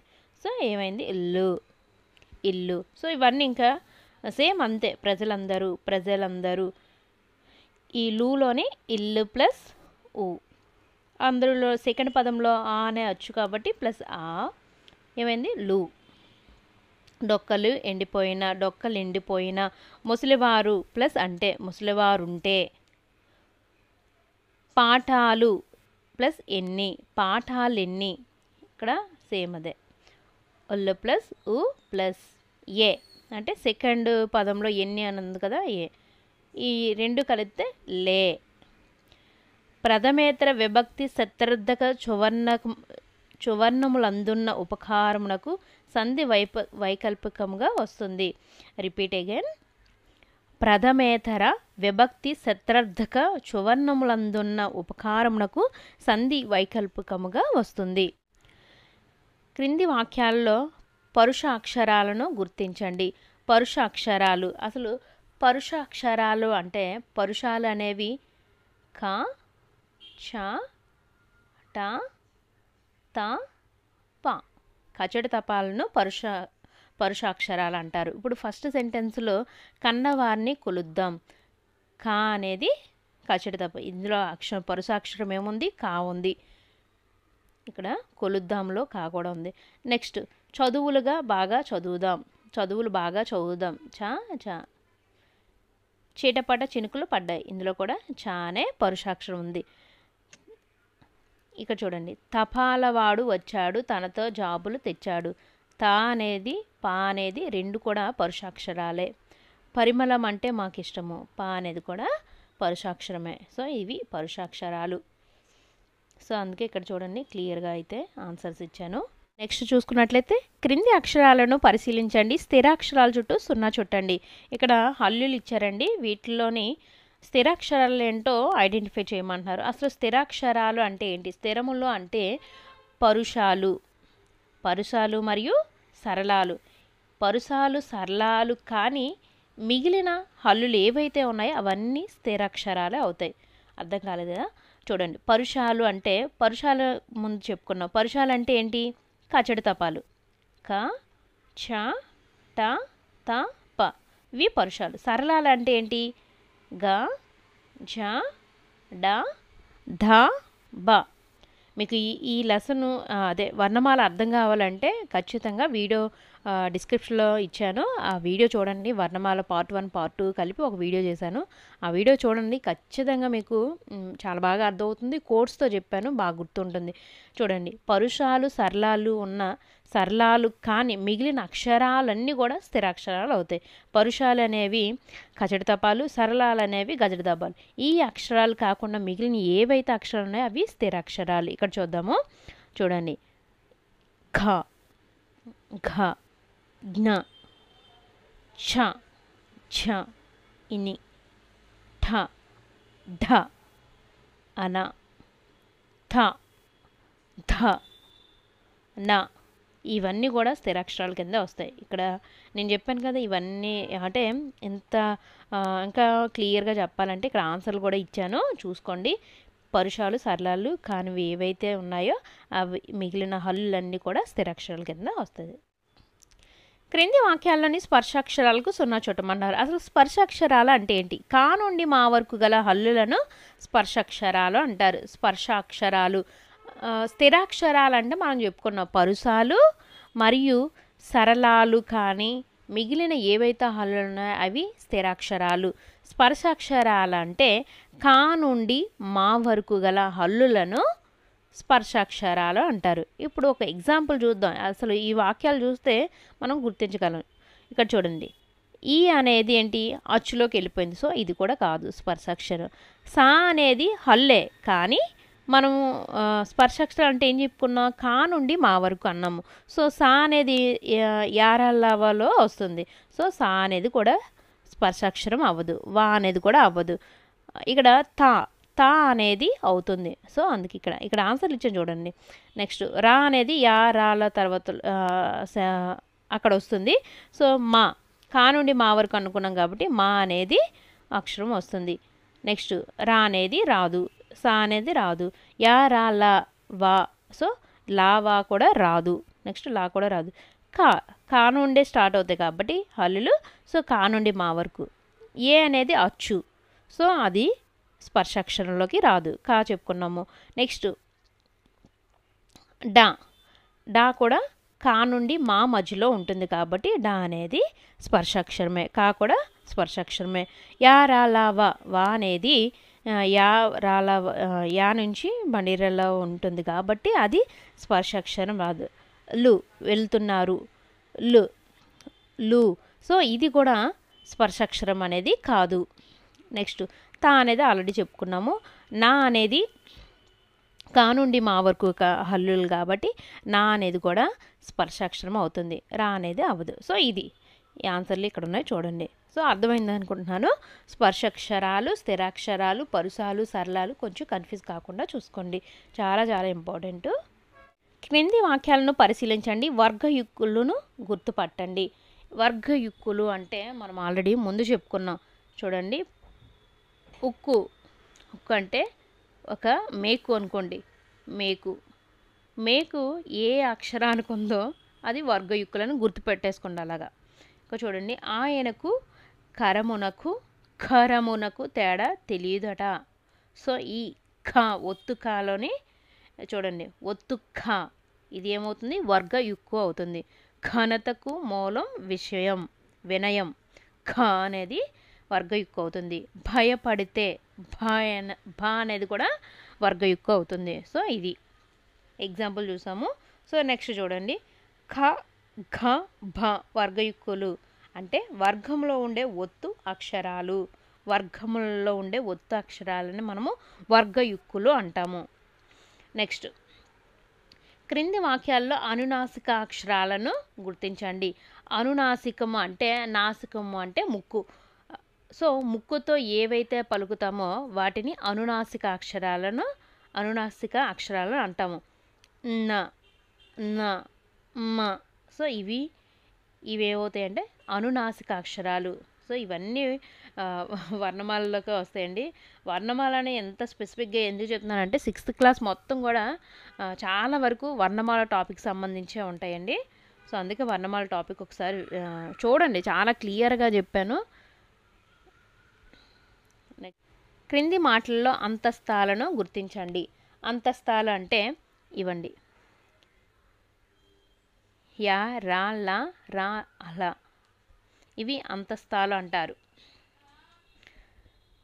యమున, కారం, పాలు, వంకర, వేల. సో వీటిల్లో అంతస్తాలు ఏంటి గుర్తించమన్నారు. ఆన్సర్లు ఇచ్చాను చూడండి. ఊష్మాలు అంటే ఊది పలికేవి. భాషను మాట్లాడే సహజ శక్తి మనుషులందరికీ ఉంటుంది. ఇష్, షా, షా, హా ఇలా ఊది పలుకుతాము కాబట్టి ఊష్మాలు అంటాము. సో అది. నెక్స్ట్, క్రింది వాక్యాల్లో తాళవ్య అక్షరాలను గుర్తించండి. ఇవి నేను చెప్పలేదు, పార్ట్ 3లోని వీటి తాళవ్య అక్షరాలు, దంతస్థ అక్షరాలు, సో దంత్యాలు, ఇవి చెప్పుకుందాము నెక్స్ట్ వీడియోలో. ఈ ఇలలో చక్కగా చదువుకున్న వారే సుఖపడతారు. తాళవ్య అక్షరాలు ఈ చ ఛ. ఇందులో ఉన్న సెంటెన్స్లో తాళవ్య అక్షరాలను గుర్తించమన్నారు. సో అవి. నెక్స్ట్ క్రింది గడిలో మూర్ధన్యాక్షరాలను గుర్తించండి అంటున్నారు. ఇవి కూడా నెక్స్ట్ పార్ట్ 3లో చెప్పుకుందాము. పట్టికిచ్చారు, ఇక్కడ నేను అయితే ఆన్సర్లు చేసి ఇచ్చాను. ఇవి ఠ, అన, ఢ, క్ష, డ, ర, ఠ. ఇవి మూర్ధన్యాక్షరాలు అవుతుంది. క్రింది భాషా భాగాలను జతపరచండి. విశేషణం ఎర్రని, నామవాచకం వనజ, క్రియ చదివాను, అవ్యయం కానీ, సర్వనామం ఆమె. సో భాషా భాగాలు అనేవి మనకి బాగా తెలుసు కదా, చిన్నప్పటి నుంచి నేర్చుకుంటున్నాము. అవి ఎక్స్ప్లెనేషన్ అవసరం లేదు కదా. నెక్స్ట్, క్రింది వాటిలో ఖాళీని పూరించమంటున్నారు. నామవాచకానికి లేదా సర్వనామానికి ఉన్న గుణాన్ని తెలిపేది ఏంటి? విశేషణం. నామవాచకానికి లేదా సర్వనామానికి ఉన్న గుణము అనేసరికి విశేషణం, యాడ్జెక్టివ్. పేరుకు బదులుగా వాడేది ఏంటి? సర్వనామం. అంటే సర్వనామం అంటే ప్రొనౌన్. నౌన్కు బదులుగా వాడేది ఏంటి? ప్రొనౌన్. పనిని తెలిపే మాట. పనిని తెలిపేది ఏంటి? క్రియ అంటే వర్బ్. యాక్షన్ తెలిపేది ఏంటి? వర్బ్. లింగవచన విభక్తులు లేనిది అవ్యయం. లింగవచన విభక్తులు లేనిది అవ్యయం. పేరును తెలిపే పదం నామవాచకం, నౌన్. చమత్కార పద్యం చూసుకున్నట్లయితే, ఇలలో నిద్దరు రాజులు మలయుచు చదరంగమాడి మాపటి వేలన్ బలమెత్తి కట్ట మరచిన నెలుకలు తమ కలుగులోనికే ఏనుగు నీడ్చెన్. ఇలలో 2 రాజులు పట్టుదలతో చదరంగం ఆడుతున్నారు. రాత్రి అయింది. చదరంగం మీద బలాన్ని పావులను ఎలా ఉన్నవే అలానే వదిలేసి వెళ్ళారు. రాత్రికి ఎలుకలు వచ్చి ఏనుగు అంటే పామును తమ రంధ్రంలోకి ఈడ్చుకొని పోయాయి. విద్వాన్ సర్వత్ర పూజ్యతే. విద్యావంతుడు అన్ని చోట్ల పూజింపబడతాడు. స్ఫూర్తి అనే కథలో మగధను పరిపాలించే రాజు విక్రమసేనుడు యుద్ధంలో పరాజయం పొంది ప్రాణాలను రక్షించుకునేందుకు ఒక కొండ గుహలో దాక్కున్నాడు. నిస్సహాయుడిగా ఎంతకాలం ఇలా దాక్కోవాలి అని, చావే శరణ్యమని అనుకుని ప్రాణాలు ఎలా తీసుకోవాలా అని ఆలోచిస్తున్న సమయంలో అతనికి సాలెపురుగు కనిపించింది. అది తన గూడును నిర్మించుకునే విధానం విక్రమసేనుడిలో స్ఫూర్తిని కలిగి శత్రువుపై దాడి చేసే చివరకు తన రాజ్యాన్ని పొందాడు. ఇంతటితో 4th లెసన్ కంప్లీట్ అయిపోయింది. నెక్స్ట్ 5th లెసన్ మన మహనీయులు. ఉపవాచకం చూసుకున్నట్లయితే, అమరజీవి పొట్టి శ్రీరాములు. పొట్టి శ్రీరాములు పూర్వీకులు ఒకప్పటి నెల్లూరు జిల్లా కనిగిరి ప్రస్తుతం ప్రకాశం జిల్లా ప్రాంతీయులు. కొన్ని ఉపవాచకం కాబట్టి కొంచెం మ్యాటర్ ఎక్కువగా ఉంటుంది, సో అందుకని ఫాస్ట్గా చదివేస్తాను. వ్యాపార రీత్యా మద్రాసు చెన్నైలో స్థిరపడ్డారు. శ్రీరాములు గారు గురువయ్య మహాలక్ష్మమ్మ దంపతులకు మద్రాసులో 16/3/1901 జన్మించారు. మద్రాసు, బొంబాయి నగరాల్లో విద్యాభ్యాసం చేశారు. తన మేనమామ కుమార్తె సీతమ్మను వివాహం చేసుకున్నారు. పేదవారి కష్టాల్లో పాల్పంచుకునేవారు. ఇతరుల కోసం ఏదో ఒకటి చేయాలని తప్పించేవారు. గాంధీజీ బోధనలకు శ్రీరాములు ఆకర్షితుడయ్యారు. ఆ బోధనలే వీరిని భారత స్వాతంత్రోద్యమం వైపు నడిపించాయి. రాజ్కోట్ సత్యాగ్రహంలో పాల్గొని 6 నెలలు గాంధీతో పాటు జైలు శిక్ష అనుభవించారు. ఉద్యమంలో భాగంగా ఖాదీ ప్రచారం, మద్యపాన నిషేధ ప్రచారం, నిమ్న జాతులకు దేవాలయ ప్రవేశం వంటి సాంఘిక సేవ కార్యక్రమాలను చేపట్టారు. ఆంధ్రులు తమిళులకు కలిపి ఒకే రాష్ట్రంలో ఉండటం వల్ల తెలుగువారు అనేక ఇబ్బందులు పడటం వీరు గమనించారు. కొంచెం ఉపవాచకంలో మ్యాటర్ ఎక్కువ ఉంటుంది, చదివేస్తాను ఫాస్ట్గా. ప్రత్యేక ఆంధ్ర రాష్ట్రం కోసం 1911 నుండి ఎన్నో సభలు, సమావేశాలు, తీర్మానాలు జరుగుతున్నాయి, కానీ ఆంధ్ర రాష్ట్రం ఏర్పడలేదు. ఆంధ్రులకు ప్రత్యేక రాష్ట్రాన్ని ఏర్పాటు చేస్తూ ప్రకటించే వరకు నా దీక్ష అమరణాంతం కొనసాగిస్తాను అని ప్రకటించి 19/10/1952 ఆదివారం శ్రీరాములు ఆమరణ నిరాహార దీక్ష ప్రారంభించారు. 1952 డిసెంబర్ 15 రాత్రి 11:30 పొట్టి శ్రీరాములు మరణించారు. పొట్టి శ్రీరాములు మరణం తర్వాత 3 రోజుల పాటు జరిగిన ఆందోళనలతో నెహ్రూ గారు ప్రత్యేక ఆంధ్ర రాష్ట్రం ఇస్తానని ప్రకటించారు. 1953 అక్టోబర్ 1న కర్నూలు రాజధానిగా ఆంధ్ర రాష్ట్రం ఏర్పాటైంది. నెక్స్ట్ చూసుకున్నట్లయితే జాతీయ జెండా రూపశిల్పి పింగళి వెంకయ్య, ఈయన గురించి చూద్దాము. ఈయన 1878 ఆగస్టు 2న కృష్ణా జిల్లా బట్ల పెనమరులో జన్మించారు. దేశభక్తితో 19 ఏళ్ల వయసులోనే సైన్యంలో చేరారు. 1906 కలకత్తా కాంగ్రెస్ మహాసభలో బ్రిటిష్ జెండా ఎగరవేయడం ఈయనకు నచ్చలేదు. 1921లో విజయవాడలో జరిగిన అఖిల భారతీయ కాంగ్రెస్ సమావేశంలో గాంధీజీ పింగళ వెంకయ్యను జాతీయ పతాకం తయారు చేసి ఇవ్వమని అడిగారు. గాంధీ గారు అడిగిన 3 గంటల వ్యవధిలో జెండాను పింగళి వెంకయ్య గారు తయారు చేశారు. జెండాలో కాషాయం రంగు త్యాగానికి, దేశభక్తికి ప్రతిగా, తెలుపు రంగు శాంతికి, సత్యానికి చిహ్నంగా, ఆకుపచ్చ రంగు సమృద్ధికి, నమ్మకానికి గుర్తుగా వీరు త్రివర్ణ పతాకాన్ని రూపొందించారు. ఎవరు? పింగళి వెంకయ్య. జాతీయ పతాకం మధ్యలో మొదట్లో రాట్నం ఉండేది, తర్వాత అశోక ధర్మచక్రం చేర్చారు. పింగళి వెంకయ్య 4/7/1963న స్వర్గస్థులయ్యారు, చనిపోయారు. నెక్స్ట్ చూసుకున్నట్లయితే జాతీయ ప్రజ్ఞ నిర్మాత పైడిమర్రి వెంకట సుబ్బారావు. 1962 భారత్ చైనా యుద్ధం తర్వాత మన దేశ విద్యార్థుల్లో ప్రాథమిక దశ నుండే దేశభక్తి కలిగించాలనే భావం సుబ్బారావు గారికి కలిగింది. భారతదేశం నా మాతృభూమి అనే ప్రతిజ్ఞ రాసి తెన్నేటి విశ్వనాథం గారితో చర్చించి ప్రభుత్వం దృష్టికి తీసుకెళ్లారు. 1964లో బెంగళూరులో ప్రముఖ న్యాయ నిపుణుడు మహమ్మద్ కరీం చాగ్లా అధ్యక్షతన కేంద్రీయ విద్యా సలహా మండలి సమావేశంలో జాతీయ ప్రతిజ్ఞగా దీనిని స్వీకరించారు. జాతీయ ప్రతిజ్ఞను 1965 జనవరి 26 నుండి దేశమంతటా అన్ని భాషల పాఠ్యపుస్తకాలతో ప్రచురించారు.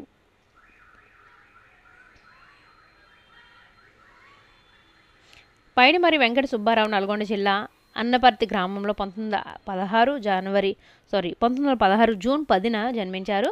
1962లో విశాఖపట్నంలో ట్రెజరీ అధికారిగా పనిచేశారు. ఈయన వెట్టి చాకరిని నిరసిస్తూ ఎన్నో కథలు రాశారు. దేవదత్తుడు, తులసీదాసు, త్యాగరాజు మొదలైన పద్య కావ్యాలు రాశారు. గృహస్థ జీవితం, స్త్రీ ధర్మము, తార, శ్రీమతి అనే నాటకాలు రాశారు. బాలరామాయణం, వెంకటేశ స్తుతులు మొదలైన రచనలు చేశారు. పీడిఎఫ్ ఎలా ఉంటుంది కాబట్టి నేను చదివేస్తున్నానండి. సుందర కవి శంకరంబాడి సుందరాచారి బెనారస్ విశ్వవిద్యాలయంలో సుందరాచారి సమావేశం కోసం ఎదురుచూసి విసిగిపోయి ఆయన వచ్చిన తర్వాత బరంపురానికి చెందిన కుర్రాడు ఇప్పుడు వచ్చాడయ్యా, ఇప్పుడు మొదలు పెడితే ఎప్పటికి వదులుతాడో అన్నాడు. మా తెలుగు తల్లికి మల్లెపూదండ గేయాన్ని శంకరంబాడి సుందరాచారి రాశారు. ఈయన 1914 ఆగస్టు 10న చిత్తూరు జిల్లా తిరుపతిలో జన్మించారు. ఈయన ఉపాధ్యాయునిగా, ఆంధ్రపత్రికకు సంపాదకుడిగా, పాఠశాల పర్యవేక్షణగా పనిచేశారు. ఈయన సుందర రామాయణం, సుందర భాగవతం, అపవాదు, బలిదానం, పేద కవి, నా స్వామి, నేటి కవిత్వం, కావేటి నగరరాజు, నీరాజనం, శ్రీనివాస శతకం, బొద్ద గీత వంటి ఎన్నో రచనలు చేశారు. ఈయన 1977 ఏప్రిల్ 8న తిరుపతిలో మరణించారు. 2004లో ఏపీ ప్రభుత్వ శంకరబడి సుందరాచారి కాంస్య విగ్రహం తిరుపతిలో ఏర్పరిచారు. తిరుమల తిరుపతి దేవస్థానం ఈయన జ్ఞాపకార్థ విగ్రహం వద్ద మా తెలుగు తల్లి మల్లెపూదండ పాట నిరంతరం ధ్వనించే ఏర్పాటు చేసింది. ఇంతటితో 5th లెసన్ అయితే కంప్లీట్ అయిపోయింది అండి. Next 6th lesson. ఇదైతే అన్ని సుభాషితాలు అంటే పద్యాలకు సంబంధించి ఉంటుంది. అవి కూడా చూసేద్దాము ఫాస్ట్గా. 6th లెసన్ సుభాషితాలు పద్య భాగం. సుభాషితాలు పాఠం ఉద్దేశం విద్యార్థుల్లో నైతిక విలువలు పెంపొందించడం, వారిని ఉత్తమ పౌరులుగా తీర్చిదిద్దడం. ఈ పాఠం యొక్క సుభాషితాల పాఠం యొక్క ఉద్దేశము కష్టపెట్టబోకు కన్న తల్లి మనసు, నష్టపెట్టబోకు నాన్న పనులు, తల్లిదండ్రులన్న దైవ సన్నిబులరా, లలిత సుగుణజాల తెలుగు బాల. నెక్స్ట్ ఇక్కడ చూసుకున్నట్లయితే కవి, కాలం, శతకం ఇవి కూడా శతకాలు చాలా ఈజీగా గుర్తుపెట్టుకోవడానికి కోర్స్ పెట్టానండి. మీరు ఒకసారి చూసుకోండి, అది కూడా డిస్క్రిప్షన్లో లింక్ ఇస్తాను. నార్ల చిరంజీవి 20వ శతాబ్దం తెలుగు పూలు, వేమన 17వ శతాబ్దం వేమన శతకం, కర్ణశ్రీ 20వ శతాబ్దం తెలుగు బాల శతకం, తిక్కన 13వ శతాబ్దం మహాభారతం, పక్కి అప్పల నరసింహం 17వ శతాబ్దం కుమార కుమార్తె శతకాలు, పోతలూరి వీరబ్రహ్మం 17వ శతాబ్దం కాళికాంబ సప్తసతి, మారద వెంకయ్య 16వ శతాబ్దం భాస్కర శతకం, కంచర్ల గోపన్న 17వ శతాబ్దం దాశరథి శతకం. ఇక్కడ శతకాలు అయితే కంప్లీట్ అయ్యాయి. నెక్స్ట్ పోయమ్స్ ఉంటాయి, అవి కూడా చూసేద్దాం. ఆట వెలది పద్యం చూసుకున్నట్లయితే కడిచిపోయినట్టి క్షణము తిరిగి రాదు, కాలమోరకెప్పుడు గడపబోకు, దీపమున్న ఎప్పుడే దిద్దుకోవలే నిల్లు, విలువ తెలిసి చదువు తెలుగు బిడ్డ. పోయమ్స్ అన్నీ చదవనవసరం లేదనుకుంటున్నాను. శతకం. శతకం అంటే 100 పద్యాల రచన. శతక పద్యాల చివర మకుటం ఉంటుంది. ఇందులో పద్యాలు ముక్తకాలుగా ఉంటాయి. అంటే ఏ పద్యానికి ఆ పద్యం స్వతంత్ర భావం కలిగి ఉంటుంది. మకుటం ఉండటం వలన శతక కవి ఏ పద్య ఛందస్సును ఎన్నుకుంటాడో అదే ఛందస్సులో అన్ని పద్యాలు రాయవలసి ఉంటుంది. శతకాలకు సంబంధించి క్వశ్చన్స్ అడుగుతూ ఉంటారు, చూసుకోండి ఫ్రెండ్స్. నెక్స్ట్ చెలిమి శిలాక్షరం ఎప్పుడు, అలుక జలాక్షరము సుజనలగు వారలకున్. చెలిమి జలాక్షరమెప్పుడు, అలుక శిలాక్షరము కుజనలగు వారలకున్. అలుక ఎవరికి? జలాక్షరం సుజనలకు లేదా మంచివారికి. చెరిగిపోనిది అనే అర్థంలో కవి ఏ పద్యాన్ని వాడాడు? శిలాక్షరం. గీత గీసిన పదాలకు అర్థాలు రాయండి. సిరి సంపద, బుధులు పండితులు, రైతులు కర్షకులు, ధరణి భూమి, అంబుది అంటే సముద్రం. సమానార్థక పదాలన్నా పర్యాయ పదాలన్నా ఒకటే, వాటిని చూద్దాము. వృక్షాలు మనల్ని రక్షిస్తాయి, తరువులు రక్షణ మనందరి బాధ్యత. వృక్షాలు, తరువులు ఇవి పర్యాయ పదాలు. నెక్స్ట్ భాస్కరుడు, సూర్యుడు, యుద్ధం, రణం ఇవి పర్యాయ పదాలు. నెక్స్ట్ వ్యతిరేక పదాలు చూసుకున్నట్లయితే మర్యాద, అమర్యాద, సంతోషం, విచారం, సహజ, అసహజం. ప్రకృతి వికృతులు కూడా చూస్తుంది. శ్రీ సిరి, దీపము దివ్వె, రోషం రోసం. క్రింది పదాలను పరిశీలించండి. మాయమ్మ, మా ప్లస్ ఈ ప్లస్ ఈ ప్లస్ అమ్మ, మాయమ్మ. ఇక్కడ యానే ఇలా డివైడ్ చేస్తాం అనమాట. మీ ఇల్లు, మీ ప్లస్ ఈ ప్లస్ ఇల్లు. పై పదాల మధ్య అయ్య అదనంగా వచ్చి చేరింది. అలా చేరడాన్ని ఎడాగమము అంటారు. ఈ అనే నకారము చేరినప్పుడు అది మనకు ఎడాగమము అంటారు. క్రింది పదాలను విడదీయండి. మేనయత్త, మేనత్త. చూడండి సార్, క్షమించండి. మేన ఇగ్ ప్లస్ అత్త. ఉన్న యూరు, ఉన్న ప్లస్ ఇగ్ ప్లస్ ఊరు. సరి అయినా, సరి ప్లస్ ఈ ప్లస్ అయినా. నాది అన్న, నాది ప్లస్ ఈ ప్లస్ అన్న, నాది అన్న. క్రింది పదాలను విడదీయండి. ఏమంటివి, ఏమి ప్లస్ అంటివి. ఈ మాని ఎలా మనం డివైడ్ చేస్తాం చూడండి. మీని ఫస్ట్ ప్లస్ ఈ. మీ చేరింది అంటే దాంట్లో ఏమేమి ఉన్నాయి? అనే కారము ఈ యాడ్ అయితేనే ఈక్వల్ టు మీ అయ్యిందనమాట. సో మీకి ఇది ఎలా డివైడ్ చేస్తాం. నెక్స్ట్ సెకండ్ పదంలోని మొదటి అచ్చు ఏంటి ఆ. సో మా సంధి జరిగితే ఏమి అంటివి, ఏమి ప్లస్ ఈ ప్లస్ అంటివి. సో ఇది సంధి జరగకపోతే. సంధి జరిగితే ఇలా వస్తుంది, సంధి జరగకపోతే ఈ ప్లస్ ఆ ఏమి అంటివి, ఏమి అంటివి. సో అలా అనమాట. పై పదాల వల్ల కింద పదాలను విడదీయండి. వచ్చిరిప్పుడు, వచ్చిరి ప్లస్ ఇప్పుడు. ఈ రీలోని మనం ఏమేమి ఉంటాయి చూడండి.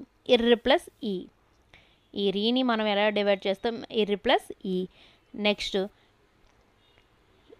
సెకండ్ పదంలో ఏముంది, ఈ ఉంది. సో వచ్చిరి సంధి జరిగితే, ఇది సంధి జరిగితే. సంధి జరగనప్పుడు చూడండి, వచ్చిరి ఇప్పుడు, వచ్చిరి ఇయ్య ప్లస్ ఇప్పుడు. ఇక్కడ సంధి అనేది జరగలేదు. పై పదాలను విడదీసినప్పుడు మొదటి పదం చివరన ఈ ఎత్వం ఉంది, రెండవ పదం మొదట ఆ ఈ వంటి అచ్చులు వచ్చాయి. ఎత్వంపై సంధి తప్పగా జరగాలనే నియమం లేదు, జరగవచ్చు జరగకపోవచ్చు. వ్యాకరణంలో ఈ పరిస్థితిని వైకల్పికము అంటారు. వైకల్పికము అంటే సంధి జరగవచ్చు జరగకపోవచ్చు, దాన్ని వైకల్పికము అంటారు. క్రింది పదాలను విడదీసి రాయండి. నాదన్న, నాది ప్లస్ అన్న, నాది అన్న, నాది ఈ ప్లస్ అన్న. సో ఇక్కడ డివైడ్ చేశాను, నేను చదివేదానికన్నా ఒకసారి చూసుకోండి. నెక్స్ట్ క్రింది పదాలను కలిపి రాయమంటున్నారు. మరి ప్లస్ ఏమి, మరేమి, మరి ఏమి. ఇది సంధి జరగకపోతే ఇదంతా, ఇదంతా, ఇది ఎంత. ఇది సంధి జరగకపోవచ్చు, ఇది సంధి జరిగితే. నెక్స్ట్ క్రింది పదాలను విడదీసి సంధి పేరు రాయమంటున్నారు. కాలమోరక, కాలము ప్లస్ ఓరక. చూడండి, ము వచ్చిందంటే ఈ ఉమ్ము ప్లస్ ఊ చేరితేనే ము అయింది. కాలము ప్లస్ ఊరక, సో ఉత్వ సంధి.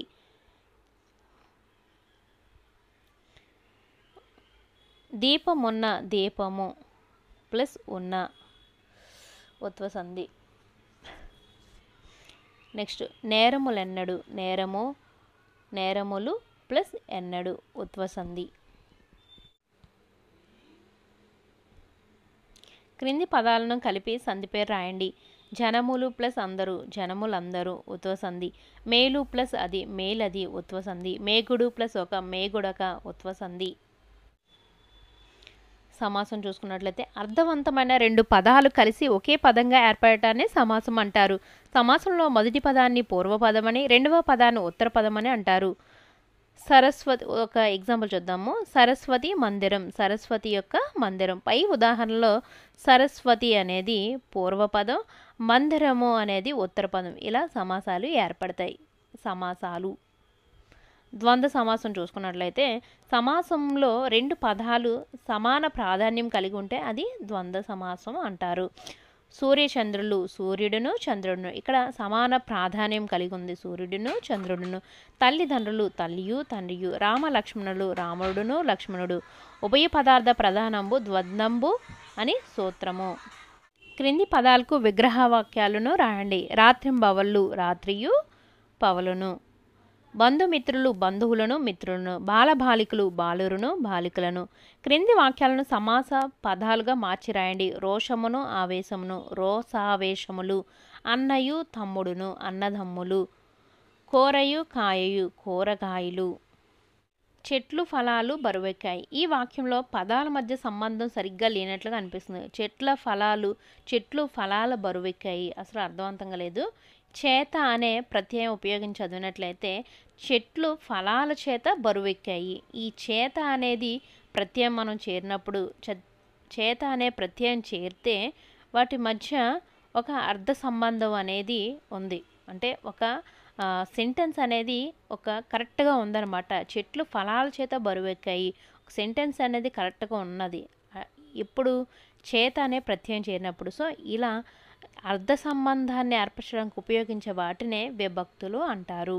ఇలా పదాల మధ్య అర్థ సంబంధాన్ని ఏర్పరచడానికి ఉపయోగించే వాటిని విభక్తులు అంటారు.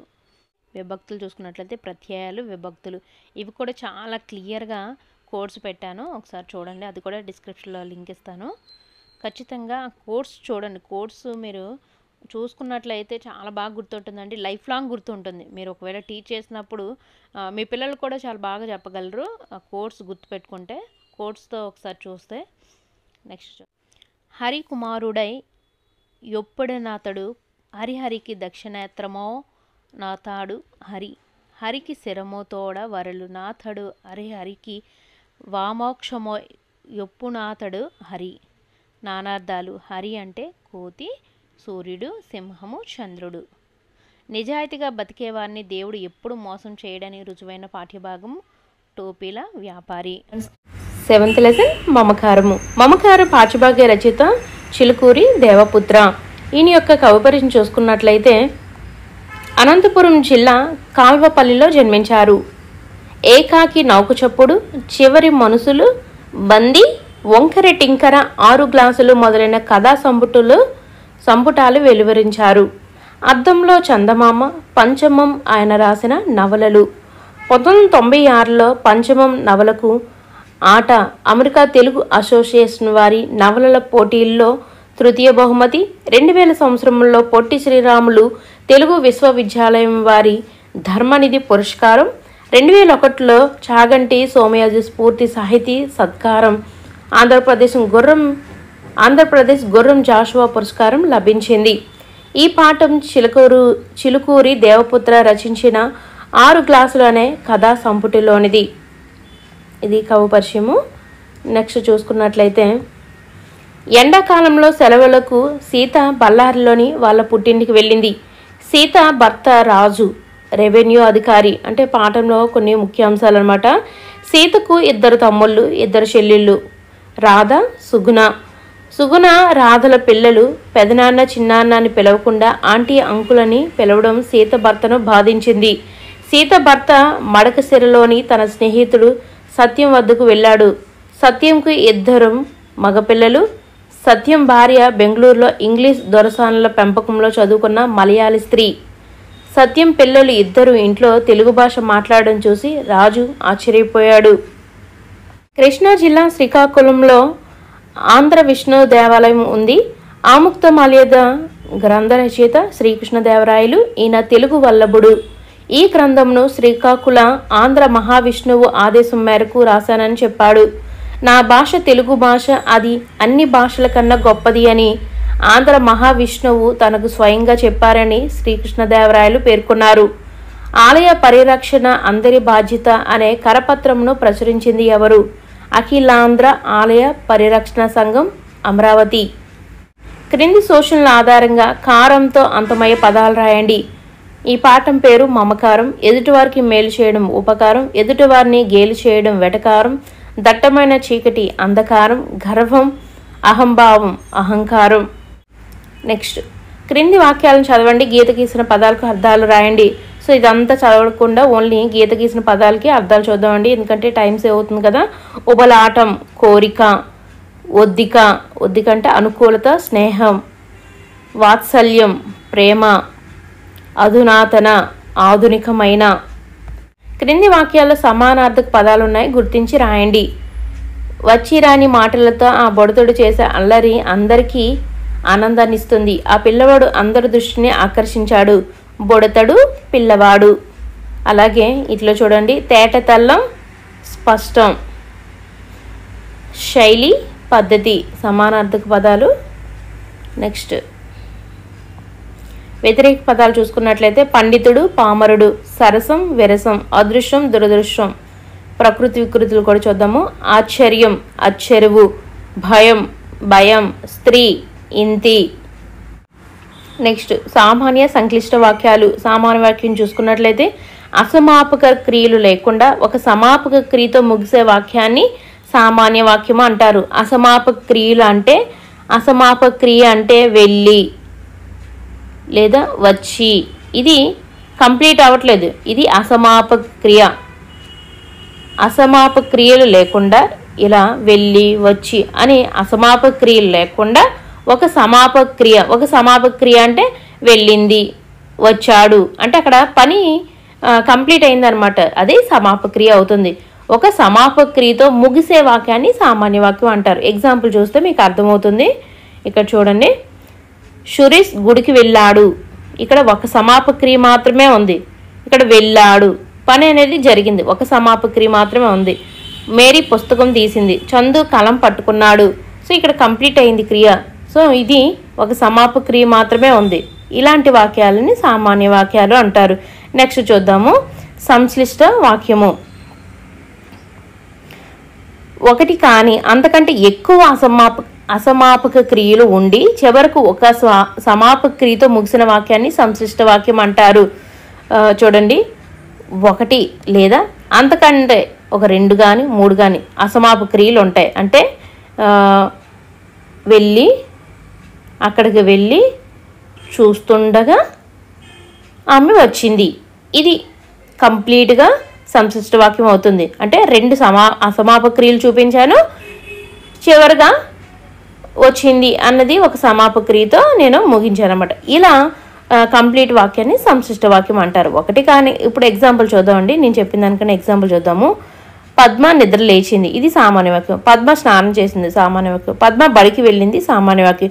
ఇప్పుడు ఈ 3 వాక్యాలను కలిపితే ఎలా ఉంటుందో ఒకసారి చూద్దాము. ఈ 3 వాక్యాలు కలిపితే పద్మ నిద్ర లేచి స్నానం చేసి బడికి వెళ్ళింది, ఇది సంశ్లిష్ట వాక్యం. అర్థమైందండి?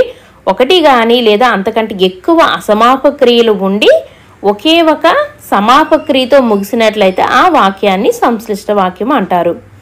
అలా 2 వాక్యాలను కూడా కలపవచ్చు. రమేష్ సైకిల్ తొక్కుతున్నాడు, రమేష్ బడికి వెళ్తున్నాడు. ఇక్కడ దీన్ని చూడండి, రమేష్ సైకిల్ తొక్కుతూ బడికి వెళ్తున్నాడు. సో ఒకటి కానీ లేదా అంతకంటే ఎక్కువ అన్నారు. ఇక్కడ ఒక అసమాపక క్రియ ఉంది, ఒకటి సమాపక క్రియ ఉంది. సో 2 కలిపితే ఏమైంది? సంశ్లిష్ట వాక్యం అయింది. నెక్స్ట్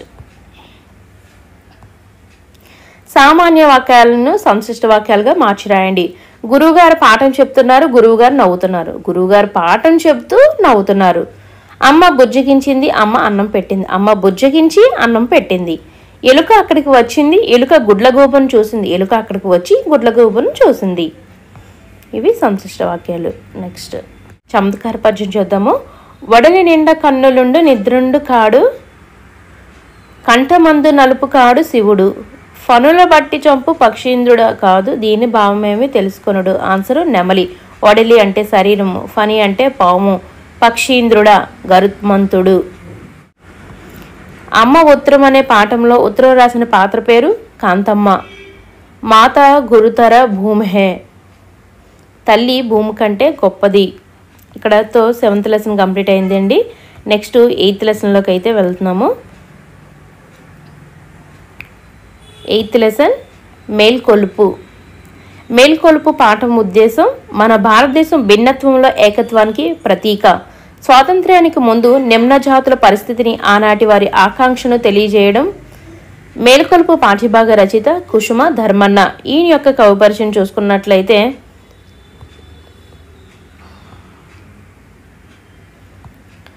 కవి పరిచయం రాజమహేంద్రవరంలోని లక్ష్మీవారపు పేటల కుసుమ నాగమ్మ వీరస్వామి దంపతులకు జన్మించారు. వైద్య విద్వాన్, సంస్కృతం, ఆంగ్లం, హిందీ, ఉర్దూల్లో పాండిత్యం గలవారు. నిమ్నజాతి ముక్తి తరంగిణి, నల్ల దొరతనం, హరిజన శతకం, మా కొద్ది నల్ల దొరతనం వంటి రచనలు చేశారు. దళిత వర్గం నుంచి అతి కష్టం మీద చదువుకొని పైకొచ్చి తిరిగి ఆ చదువును తన జాతి మేలు కోసం వెచ్చించిన అతి కొద్ది మంది దళిత విద్యావంతుల్లో ఒకరు. చదువుకున్న రోజుల్లోనే సంఘ సంస్కరణ అభిలాష కలిగి కందుకూరి వీరేశలింగం చేత ప్రభావితమయ్యారు. భారతరత్న డాక్టర్ బాబాసాహెబ్ అంబేద్కర్ ద్వారా స్ఫూర్తి పొంది అంటరానితనాన్ని నిర్మూలించాలనే లక్ష్యంతో తప్పించిన తొలి దళిత కవి. కుసుమ ధర్మన్న రచించిన హరిజన శతకం అనుబంధం నుండి గ్రహింపబడినది. ఇక్కడ పోయమ్స్ కూడా ఇచ్చానండి. కంప్లీట్గా టెక్స్ట్ బుక్ మీరు చూడనవసరం లేకుండా సీసం పద్యం ఇది. కాళిదాసది సత్కవి పుంగవుల గాంచి, విద్యావతి అన నెవలది యొప్పే, రణశూరులగు కృష్ణరాయుధులను గని, వీరమాతయన నేనారితనరే, నతుల కాశ్యాది పుణ్యక్షేత్రములు గలిగి పుణ్యవతి అయిన నే పొలతి నెగెడే, కోహినీరు మొదలగు మహిత మనుల నీని రత్నగర్భమున నేరామో వెలసే. సో ఇవన్నీ చదవమంటే కంప్లీట్గా చదువుతాను. సో ఇవన్నీ ఉన్నాయి, మీరు జస్ట్ చూసుకోండి. టైం వేస్ట్ అవుతుంది కదా, అంటే వివరిస్తూ కొంచెం ఎక్స్ప్లెయిన్ చేస్తే పర్వాలేదు, కానీ చదవటం వల్ల యూజ్ ఉండదు, టైం వేస్ట్. కాబట్టి మీకు పీడిఎఫ్లో టెక్స్ట్ బుక్ చూడనవసరం లేకుండా కంప్లీట్గా అయితే ఇచ్చాను అనమాట. నెక్స్ట్ కోరిన వరాలనిచ్చే పారిజాత వృక్షం వంటిది భరతమాత. భరతమాత కాళిదాసు వంటి కవులను కన్నా విద్యావతి. కృష్ణదేవరాయల వంటి వీరులను కన్నా వీరమాత. భరతమాత కాశీ వంటి పుణ్యక్షేత్రంలో ఉన్న పుణ్యభూమి. కోహినీరు వజ్రం వంటి మనులను కన్నా రత్న గర్భభూమి మన భరతమాత. మదత్రయం అనగా విద్యాగర్వం, ధనగర్వం, కులగర్వం. త్రయం అంటే 3 కదా. అపరిచిత పద్యం. అన్నమయములైన కూడులేక జీవకోటి లేదు, కూడు తినడు కాడ కులభేద మేలకు, కాళికాంబ అంశ కాళికాంబ. జీవులు దేని మీద ఆధారపడి బ్రతుకుతాయి? అన్నం మీద. కూడు లేకపోతే ఏమీ లేదు, జీవకోటి. అన్నం తినే దగ్గర ఏ భేదం చూపించరాదని కవి అంటున్నాడు. కులం. కింద గీత గీసిన పదాలకు అర్థాలు రాయండి. వెలది అంటే స్త్రీ, రణం యుద్ధం, అఘం పాపం, సన్నుతం పొగడ్త, నుతి స్తుతి, దుర్భరం భరింపలేనిది. నెక్స్ట్ ఇచ్చిన పదానికి సమానార్థ పదాల వాక్యాలను గుర్తించి రాయండి. జనని ప్రేమకు వెలకట్టలేము, బ్రహ్మ అయిన మాతకు కొడుకే. తల్లి జనని మాత. నారి వెలది పొలతి. తరుణము సమయము కాలం. పాపము పాతకం దురితం. వీడియోస్ మీకు నచ్చినట్లయితే లైక్ చేయడం మాత్రం మర్చిపోవద్దు ఫ్రెండ్స్. నెక్స్ట్ ప్రకృతి వికృతులు చూద్దాము. కవి కై, విద్యే విద్య, కన్నడు కృష్ణుడు. విద్య అవిద్య ఇవి వ్యతిరేక పదాలు. పుణ్యం పాపం, సద్గుణం దుర్గుణం. నెక్స్ట్ సమాస పదాలకు విగ్రహవాక్యం రాసి సమాసం పేరు రాయండి. అక్క చెల్లెలు, అక్కయ్యను చెల్లెయును ద్వంద్వ సమాసం. తల్లిదండ్రులు, తల్లియును తండ్రిను ద్వంద్వ సమాసం. తండ్రి కొడుకులు, తండ్రిను కొడుకును ద్వంద్వ సమాసం. ధర్మాధర్మములు, ధర్మమును అధర్మమును ద్వంద్వ సమాసం. పాపపుణ్యాలు, పాపమును పుణ్యమును ద్వంద్వ సమాసం. నెక్స్ట్ మరలా ఇక్కడ సంశ్లిష్ట వాక్యాలను మార్చరాయమంటున్నారు. భరతమాత కవులను కన్నది, భరతమాత కవులను పెంచింది. భరతమాత కవులను కని పెంచింది. హక్కులకే పోరాడాలి, హక్కులను సాధించాలి. హక్కులను పోరాడి సాధించాలి. దేశభక్తి కలిగి ఉండాలి, దేశభక్తితో జీవించాలి. దేశభక్తిని కలిగి జీవించాలి. ఇక్కడ సందులు చూసుకున్నట్లయితే 2 పదాల మధ్య సంధి జరిగినప్పుడు మొదటి పదం చివర ఉండే అచ్చు పేరుతో ఆ సంధిని పిలుస్తాం. మొదటి పదం చివర ఊ ఉంటే అది ఉత్వసంధి, ఆ ఉంటే అత్వసంధి, ఈ ఉంటే యత్వసంధి. అత్వసంధి బహుళం కాబట్టి 4 విధాలుగా సంధి రూపాలు ఏర్పడతాయి. ఉదాహరణ చూద్దాము. చూసినప్పుడు, చూసిన ప్లస్ అప్పుడు. ఇన్ ప్లస్ ఆ ప్లస్ ఆ ప్లస్ ఆ ఈక్వల్ టు ఆ. చూసిన, చూసిన. ఇన్ ప్లస్ ఆ. ఇన్ నాలోనే ఏ ఉంటుంది? ఇన్ ప్లస్ ఆ కలిస్తేనే నా అవుతుంది. ఓకే, సో ఇక్కడ ఇన్ ప్లస్ ఆ ఈక్వల్ నా. సో నెక్స్ట్ ప్లస్ తర్వాత ఏముంది? ఆ ఉంది. ఇప్పుడు ఏమైంది? ఈక్వల్ టు ఆ అయింది. సీతమ్మ, సీత ప్లస్ అమ్మ. తాలో ఏముంటాయి? ఇత్ ప్లస్ ఆ ఉంటుంది. ప్లస్ నెక్స్ట్ ఏంటి?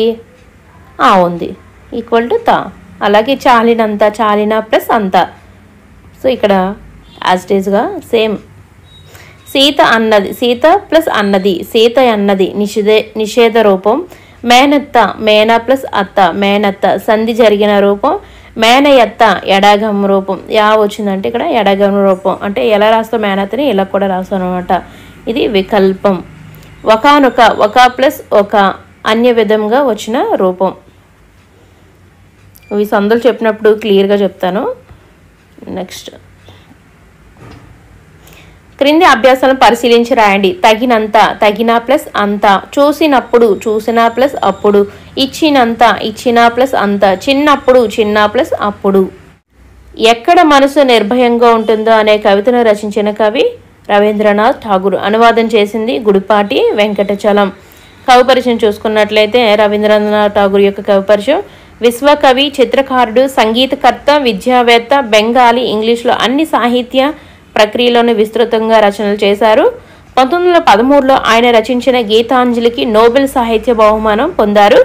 జాతీయోద్యమ కాలంలో దేశాన్ని మేల్కొల్పిన మహనీయుడు. పై కవిత గీతాంజలిలోనిది.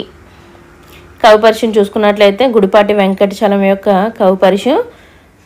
కవి, కథా రచయిత, నవలాకారుడు, నాటకకర్త, వ్యాసకర్త, తెలుగు వచనాన్ని సానబెట్టిన రచయిత గుడిపాటి వెంకటాచలం గారు. స్త్రీ స్వేచ్ఛ గురించి, సమానత్వం గురించి పరితపించారు. ఉపాధ్యాయుడిగా, పాఠశాలల పర్యవేక్షకుడిగా తాను గమనించిన అంశాలను దృష్టిలో పెట్టుకొని బిడ్డల శిక్షణ అనే పుస్తకాన్ని రాశారు.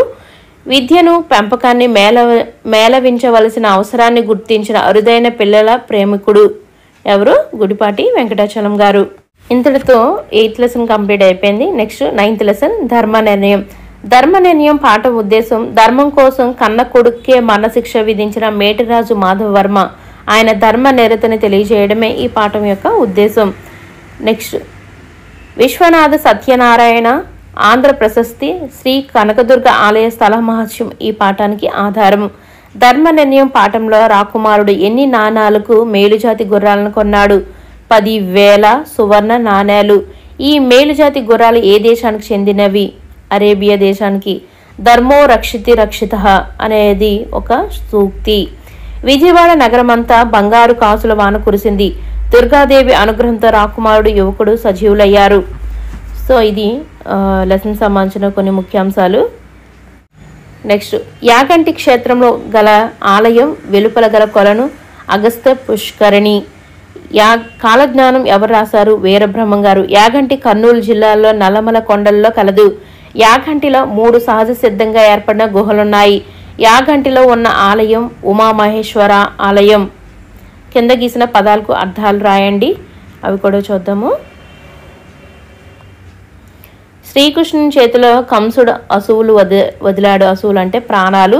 గడియ 24 నిమిషాలు. పర అంటే ఇతర. నెక్స్ట్ అశ్వాన్ని, అశ్వం అంటే గుర్రము. సువర్ణ అంటే బంగారము. ఇవి అర్థాలండి. నెక్స్ట్ సమానార్థక పదాలు చూద్దాము. సమానార్థక పదాలన్నా పర్యాయ పదాలన్నా ఒకటే. ఇక్కడ చూడండి, గుర్రము, అశ్వము, హయం, అవే ఇక్కడ కంప్లీట్గా డౌన్లో ఇచ్చాను ఆన్సర్స్. సూర్యుడు, ఆదిత్యుడు, రవి. అది కొండ, పర్వతం. సారీ, అది కాదు, అద్రి. అద్రి, కొండ, పర్వతం. నెక్స్ట్ ప్రకృతి వికృతులను చూసుకున్నట్లయితే రథం, అరథం, కుమారుడు, కొమరుడు, ఆజ్ఞ, ఆన. వ్యతిరేక పదాలను చూసుకున్నట్లయితే సూర్యుడు తూర్పున ఉదయిస్తాడు, పడమరన అస్తమిస్తాడు. నా కుమారునికి అన్యాయం జరిగిందని అనుకుంటే న్యాయం జరిగింది. సుఖం, సుఖం దుఃఖం కావడి కుండలు అంటారు. ప్రతి సామాన్య విషయం ఒక్కోసారి అసామాన్యంగా మారుతుంది. ఆన్సర్లు అయితే ఇక్కడ ఇచ్చాను. నెక్స్ట్ క్రింది పదాలను గమనించండి. 4 ముఖాలు, 3 కన్నులు, పంచపాండవులు, ముల్లోకాలు, 7 ద్వారాలు. పై పదాలన్నీ సమాస పదాలే. వాటిలో పూర్వపదం సంఖ్యను సూచిస్తుంది, ఉత్తర పదం నామవాచకాన్ని సూచిస్తుంది. సంఖ్యాపదం పూర్వపదంగా ఉండే సమాసాలను ద్విగు సమాసాలు అంటారు. ఇక్కడ ఎగ్జాంపుల్ చూస్తే అర్థమవుతుంది. చతుర్వేదాలు, చతుర్వేదాలు. చతుర్వేదాలు అంటే 4, వేదాలు అంటే అక్కడ నామవాచకం. చతుర్వేదాలు. సో పూర్వపదం ఏమైంది? సంఖ్యాపదం అయింది. నెక్స్ట్ ఉత్తర పదం ఏమో నామవాచకం అయింది కాబట్టి ఇది ద్విగు సమాసము. నెక్స్ట్ నవధాన్యాలు. నవ అంటే 9, ధాన్యాలు అంటే నామవాచకం. సంఖ్యాపదం ఎక్కడుంది? పూర్వపదంలో ఉంది. సో ఇది ద్విగు సమాసం. సప్తవర్ణాలు. సప్త అంటే 7 వర్ణాలు అంటే రంగులు, 7 రంగులు అనమాట. సో వర్ణము అనేది నామవాచకం అయింది, 7 అనేది సంఖ్య అయింది. సో ఇది ద్విగు సమాసం. ఆత్వసంధి పదాలను విడదీయండి. చిన్నప్పుడు, చిన్న ప్లస్ అప్పుడు ఆత్వసంధి. తిరగకేమి, తిరగక ప్లస్ ఏమి. రామయ్య, రామ ప్లస్ అయ్య. జరగకేమి, జరగక ప్లస్ ఏమి. రామక్క, రామ ప్లస్ అక్క. సీతమ్మ, సీత ప్లస్ అమ్మ. రవ్వ అంత, రవ్వ ప్లస్ అంత, రవ్వ అంత. చింత ప్లస్ ఆకు, చింతాకు. వెంక ప్లస్ అప్ప, వెంకప్ప. ఇక్కడ సవర్ణ దీర్ఘ సంధికి అలాగే అత్వసంధి కొంచెం కన్ఫ్యూజ్ అవుతుంటారు. ఏం లేదండి, చిన్న డిఫరెన్స్. సవర్ణ దీర్ఘ సంధులకి కొంచెం దీర్ఘం ఉంటుంది. అత్వసంధి ఏంటంటే మన తెలుగు పదాలు ఉంటాయి. సో అది గుర్తుపెట్టుకోండి. పెద్ద సీతమ్మ, ఈ అత్వసంధికి దీర్ఘాలు ఏమి ఉండవు.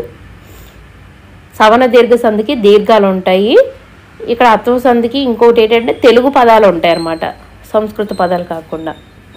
నెక్స్ట్ సంయుక్త వాక్యం. సమ ప్రాధాన్యం గల 2 కానీ అంతకంటే ఎక్కువ వాక్యాలు కలిస్తే సంయుక్త వాక్యం ఏర్పడుతుంది. ఇప్పటి వరకు సామాన్య వాక్యం నేర్చుకున్నారు, సంశిష్ట వాక్యం నేర్చుకున్నారు. ఇప్పుడు సంయుక్త వాక్యం చూడండి. ఇందులో అన్ని ప్రధాన వాక్యాలే ఉంటాయి. కాబట్టి, కానీ, మరియు వంటి పదాలు వాక్యాలను కలుపుతాయి.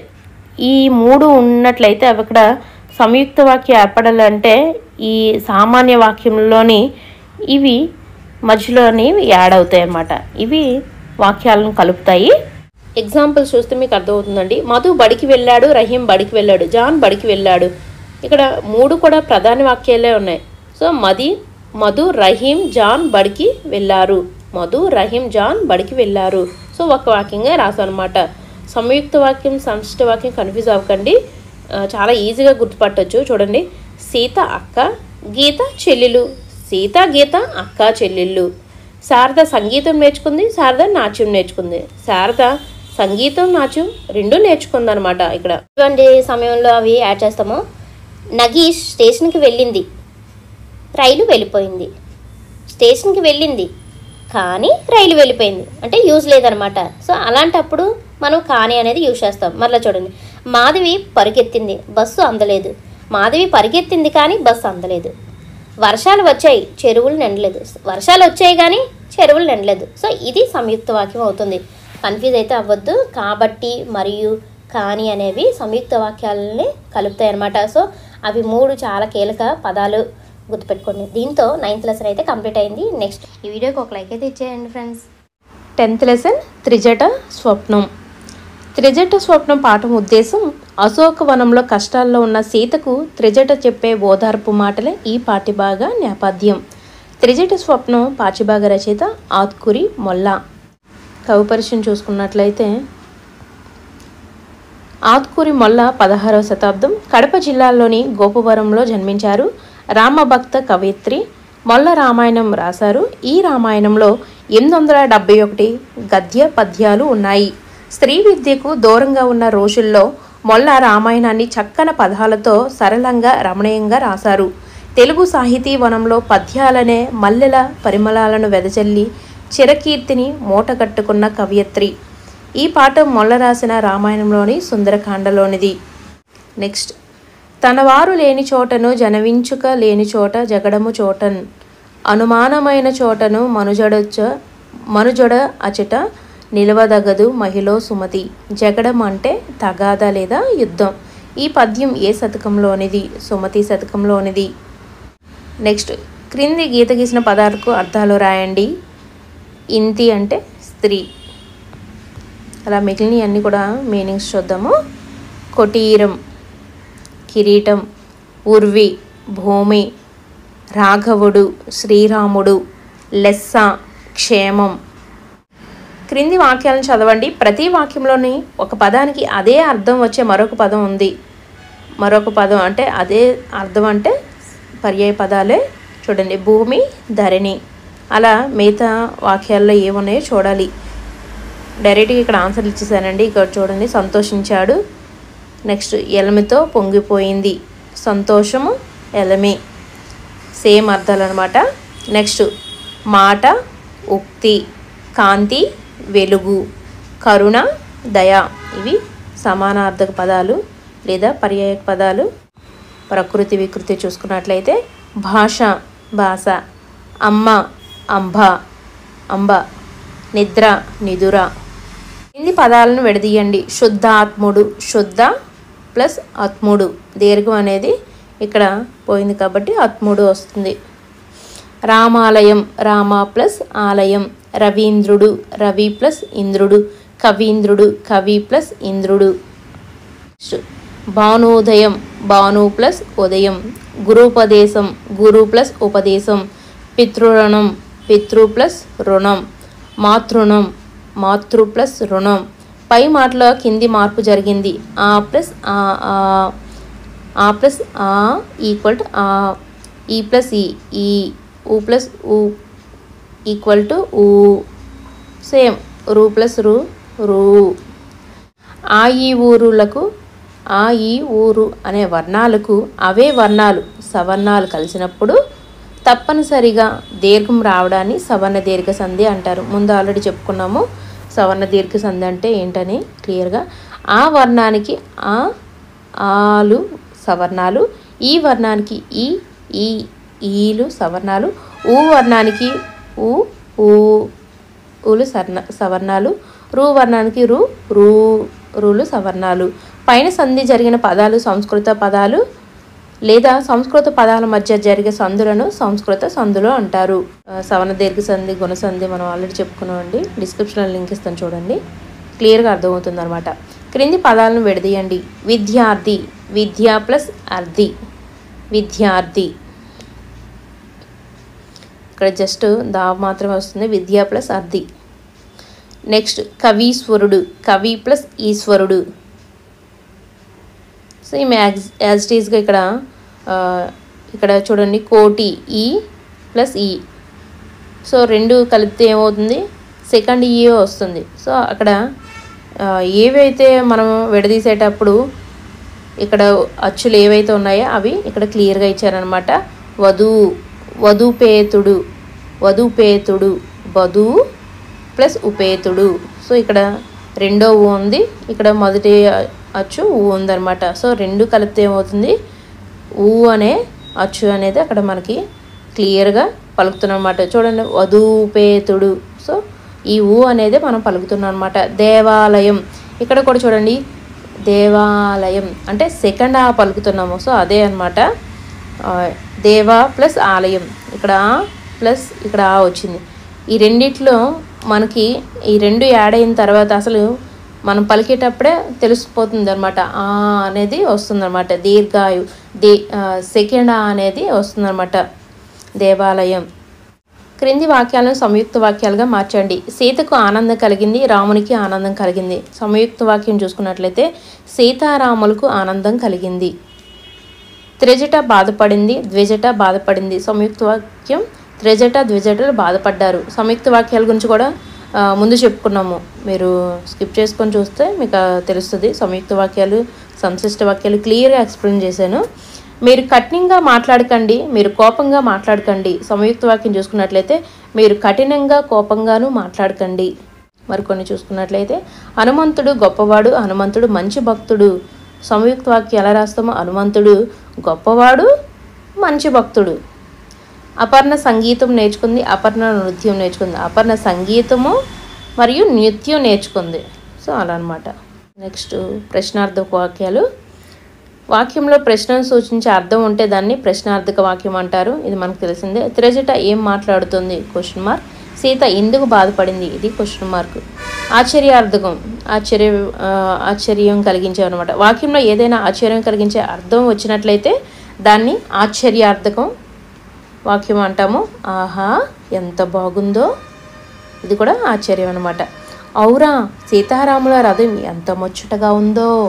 సో ఇది కూడా ఆశ్చర్యార్థక వాక్యం అవుతుందన్నమాట.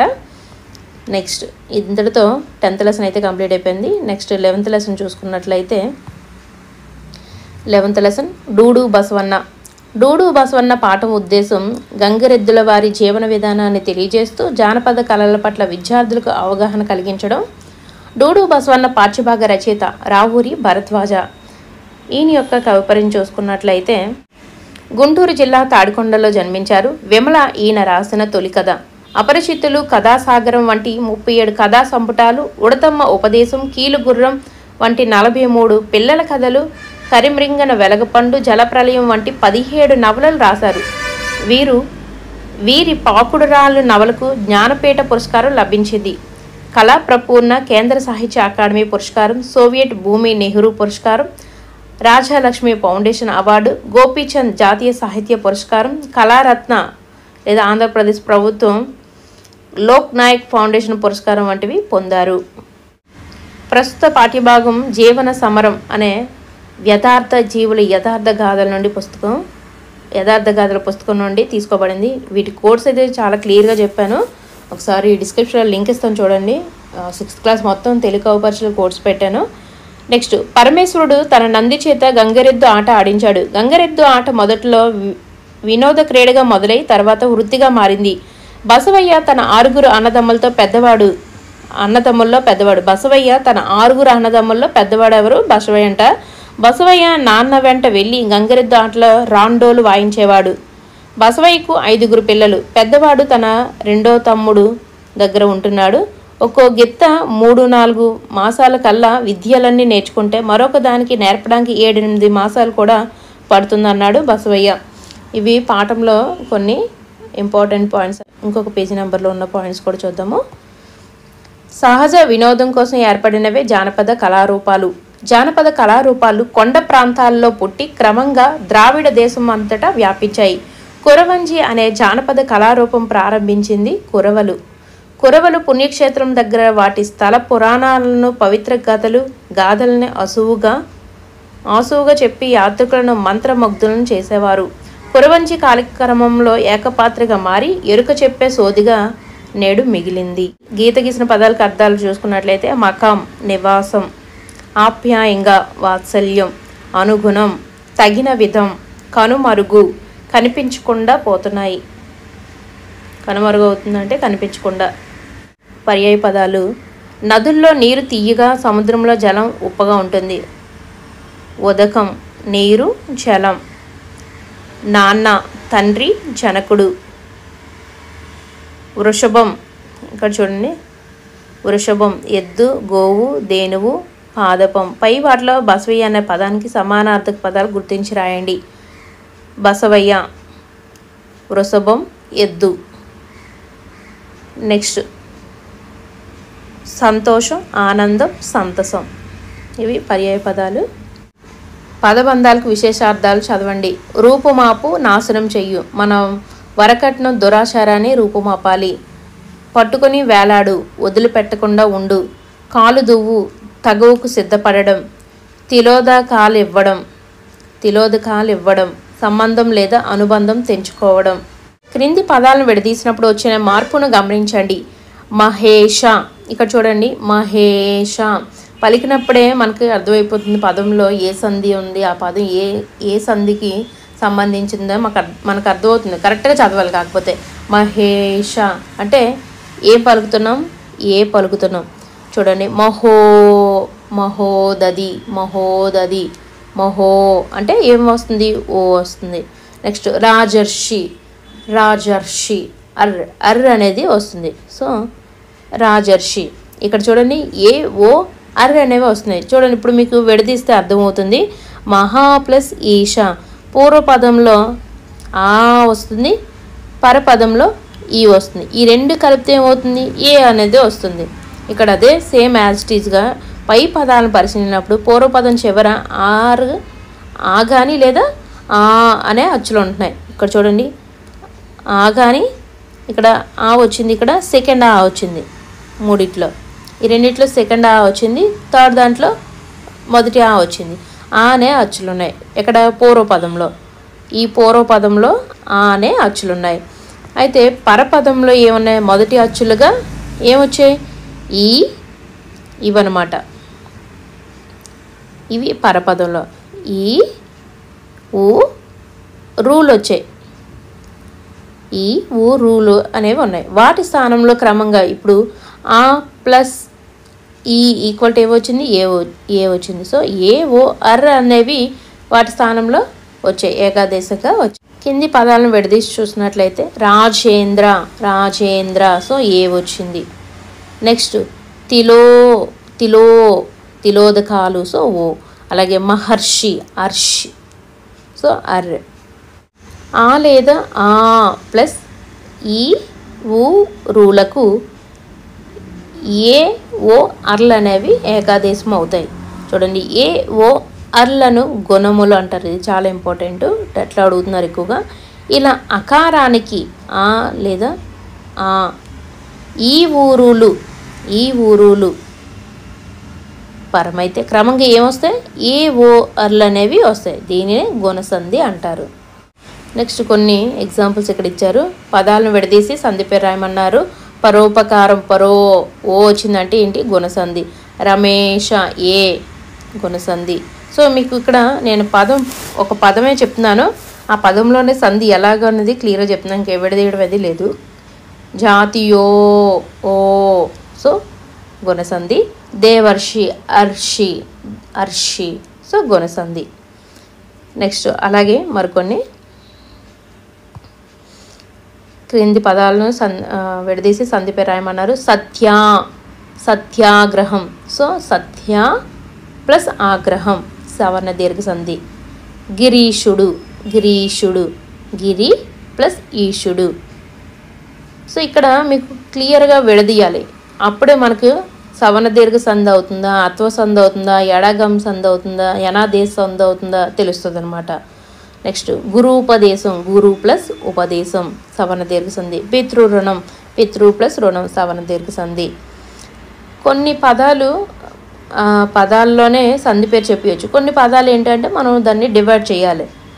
నెక్స్ట్ శైల ప్లస్ అగ్రం. శైలాగ్రం సవర్ణ దీర్ఘ సంధి. ముని ప్లస్ ఇంద్రుడు. మునీంద్రుడు సవర్ణ దీర్ఘ సంధి. మధు ప్లస్ ఉదయం. మధుదయం.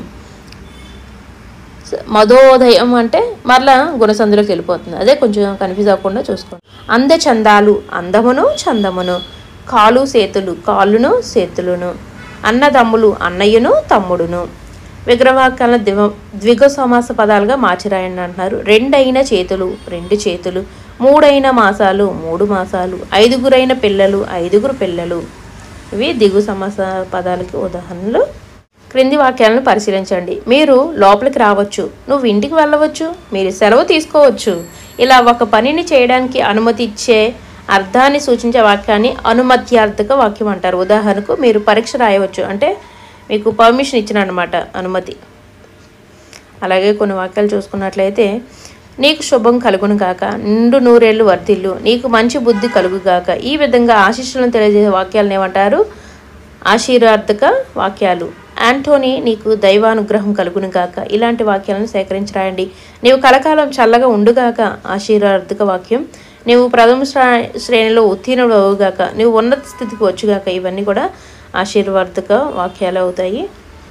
ఇప్పుడు కొన్ని ఇచ్చారు, అది ఏ వాక్యమో చెప్పమంటున్నారు. నాయన వర్ధిల్లు. ఇది ఆశీర్వార్థక వాక్యం. రహీం నువ్వు ఇంటికి వెళ్ళవచ్చు. అనుమత్యార్థక వాక్యం. సరోజ సద్విద్య ప్రాప్తిరస్తు. సద్విద్య ప్రాప్తిరస్తు అంటే మంచి విద్య నీకు అనుగ్రహించడం కాక అంటే ఇది ఆశీర్వార్థక వాక్యము. ఎల్విన్ నువ్వు పాఠశాలకు వెళ్ళవచ్చును. అనుమత్యార్థక వాక్యం. నీకు ఎల్లడెల్లడ శుభం కలుగునుగాక. ఎల్లడల శుభం కలుగుగాక. ఆశీర్వార్థక వాక్యం. నీ ఇష్టం వచ్చిన చోటుకు వెళ్ళి రావచ్చును. అనుమత్యార్థక వాక్యం. మరికొన్ని వాక్యాలు. నువ్వు పద్యం చదివావా? ప్రశ్నార్థక వాక్యం. అల్లరి చేయకండి. నిషేధార్థక వాక్యం. అబ్బో పువ్వు ఎంత బాగుందో. ఆశ్చర్యార్థకం. సుభాష్ నీకు శ్రేష్ఠ కలుగ్గాక. ఆశీర్వార్థక వాక్యం. చమత్కార పద్యం చూసుకున్నట్లయితే కుప్పలు కావలి గాయగా చెప్పులు కర్రయ్యును బోని శీఘ్రం గతిం దా చప్పుడగుచు వచ్చడి వేం కప్పను గని ఫనివరుండు గడగడ వనికని. కప్పను చూసి పాము వణికిందని సమస్యను ఒక కవికి ఇవ్వడం జరిగింది. కప్పను చూసి పాము వనకదు. ఈ సమస్యకు కవి ఈ విధంగా పరిష్కారం చూపాడు. పద్యంలో చివరి పాదంలో కప్ప దాని ముందర అక్షరంతో కలిసి వెంకప్ప అయ్యింది. ఆ వెంకప్ప కుప్పలు కాయడానికి చెప్పులు వేసుకొని కర్రతో బయలుదేరాడు. ఆ వెంకప్పను చూసి పాము గడగడ వణికిందంట. గురి అనే కథలో విదర్భ దేశాన్ని పరిపాలించే రాజు విక్రమసేనుడు. ఈయన మంత్రి రాంభట్టు. రాంభట్టు ఎంతో తెలివైనవాడు, సమయస్ఫూర్తి కలవాడు. విక్రమసేనుడికి వేటంటే చాలా ఇష్టం. ఒకసారి తన పనివారితో కలిసి అడవికి వేటకు వెళ్ళాడు. లేడిపిల్లను గురి చూసి విక్రమసేనుడు కొట్టిన బాణం లేడిపిల్లకు తగలకుండా పక్కనే ఉన్న చెట్టుకు తగిలింది. భలే గురి అంటూ ఒక సైన్యాధికారి చప్పట్లు కొట్టాడు. దాంతో రాజుకు తనను ఎగతాళి చేశారని కోపం వచ్చింది. రాంభట్టు సమయస్ఫూర్తితో లేడిని పారిపోమ్మని చెప్పడానికి మీరు చెట్లకు బాణం వేసే భలే కొట్టారని చెప్పగానే విక్రమసేనుడికి కోపం పోయి సంతోషంగా నవ్వాడు. తనను రక్షించినందుకు రాంభట్టు వైపు కృతజ్ఞతగా చూశాడు సైన్యాధికారి. దీంతో 11th లెసన్ అయితే అయిపోయిందండి. Next last lesson 12th lesson. ఎంత మంచివారమ్మా లెసన్ పేరండి. ఎంత మంచివారమ్మా యాడికి పోయినాడమ్మా అని పాడుకుంటూ నిరాడంబర జీవన శైలితో సాక్షాత్కరించి కష్టజీవులు ఎవరు? యానాదులు. వీరు ద్రావిడుల వలసలకు పూర్వమే తెనుగు ప్రాంతాన్ని అంటిపెట్టుకొని ఉన్న అనాది మానవులు అనుకోవచ్చు. అనాది పదం నుండి యానాది పదం పుట్టి ఉండొచ్చు.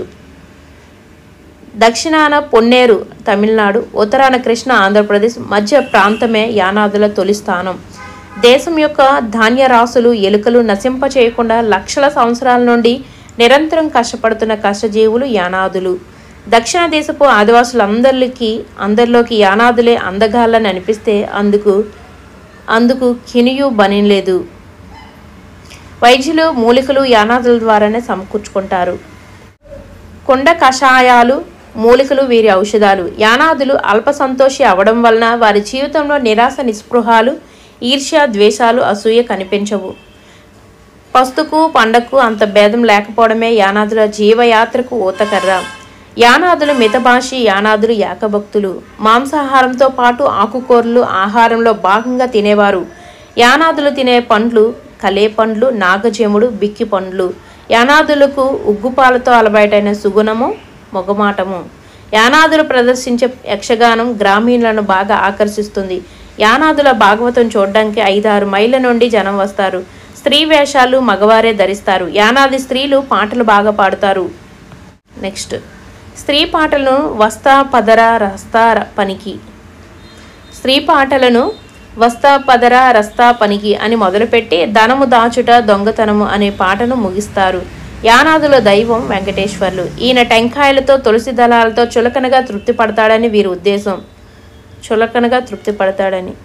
యానాదులు వేటకు వెళ్లే ముందు కాట్రాయుడికి మొక్కుతారు. సాంక్రమిక వ్యాధులు తటస్థమైనప్పుడు మహాలక్ష్మమ్మ, పోలేరమ్మ వెలసి ఉండే చెట్టు దగ్గర, గ్రామ చాబిళ్ల దగ్గర ప్రార్థిస్తారు. యానాదులకు పెట్టని భూషణములు, చల్లని చూపుల మందహాసం, నిర్మల హృదయాన్ని ప్రతిబింబించే కనుదోయి, మిత భాషణ, సహజమైన వినయము, ఆకర్షణీయమైన అమాయకత్యం. యానాదులు మన మానవ సంఘానికి పరమేశ్వరుడు ప్రసాదించిన ఆభరణం. ఎంత మంచివారమ్మ పాచిబాగ కవి వెన్నెలకంటి రాఘవయ్య. నెల్లూరు గాంధీగా పేరు పొందిన రాఘవయ్య గారు స్వాతంత్ర సమరయోధులు, సంఘ సేవకులు, చరిత్రకారులు.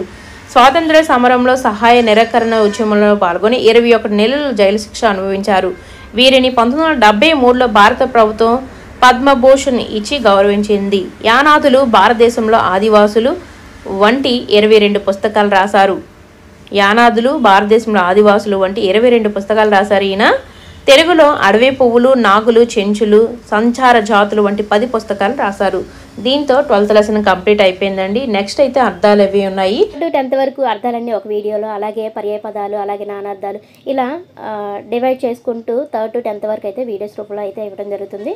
మన ఛానల్ మీకు యూస్ఫుల్ అనిపిస్తే, ఈ వీడియోస్ మీకు యూజ్ అనిపిస్తే మాత్రం ఖచ్చితంగా మీ అమూల్యమైన సబ్స్క్రైబ్తో నాకు సపోర్ట్ చేయండి. ఈ వీడియోకి ఇంకా లైక్ చేయలేదా? ప్లీజ్ లైక్ చేసేయండి. మరిన్ని అప్డేట్స్ కోసం మన ఛానల్ చూస్తూ ఉండండి. Thank you for watching.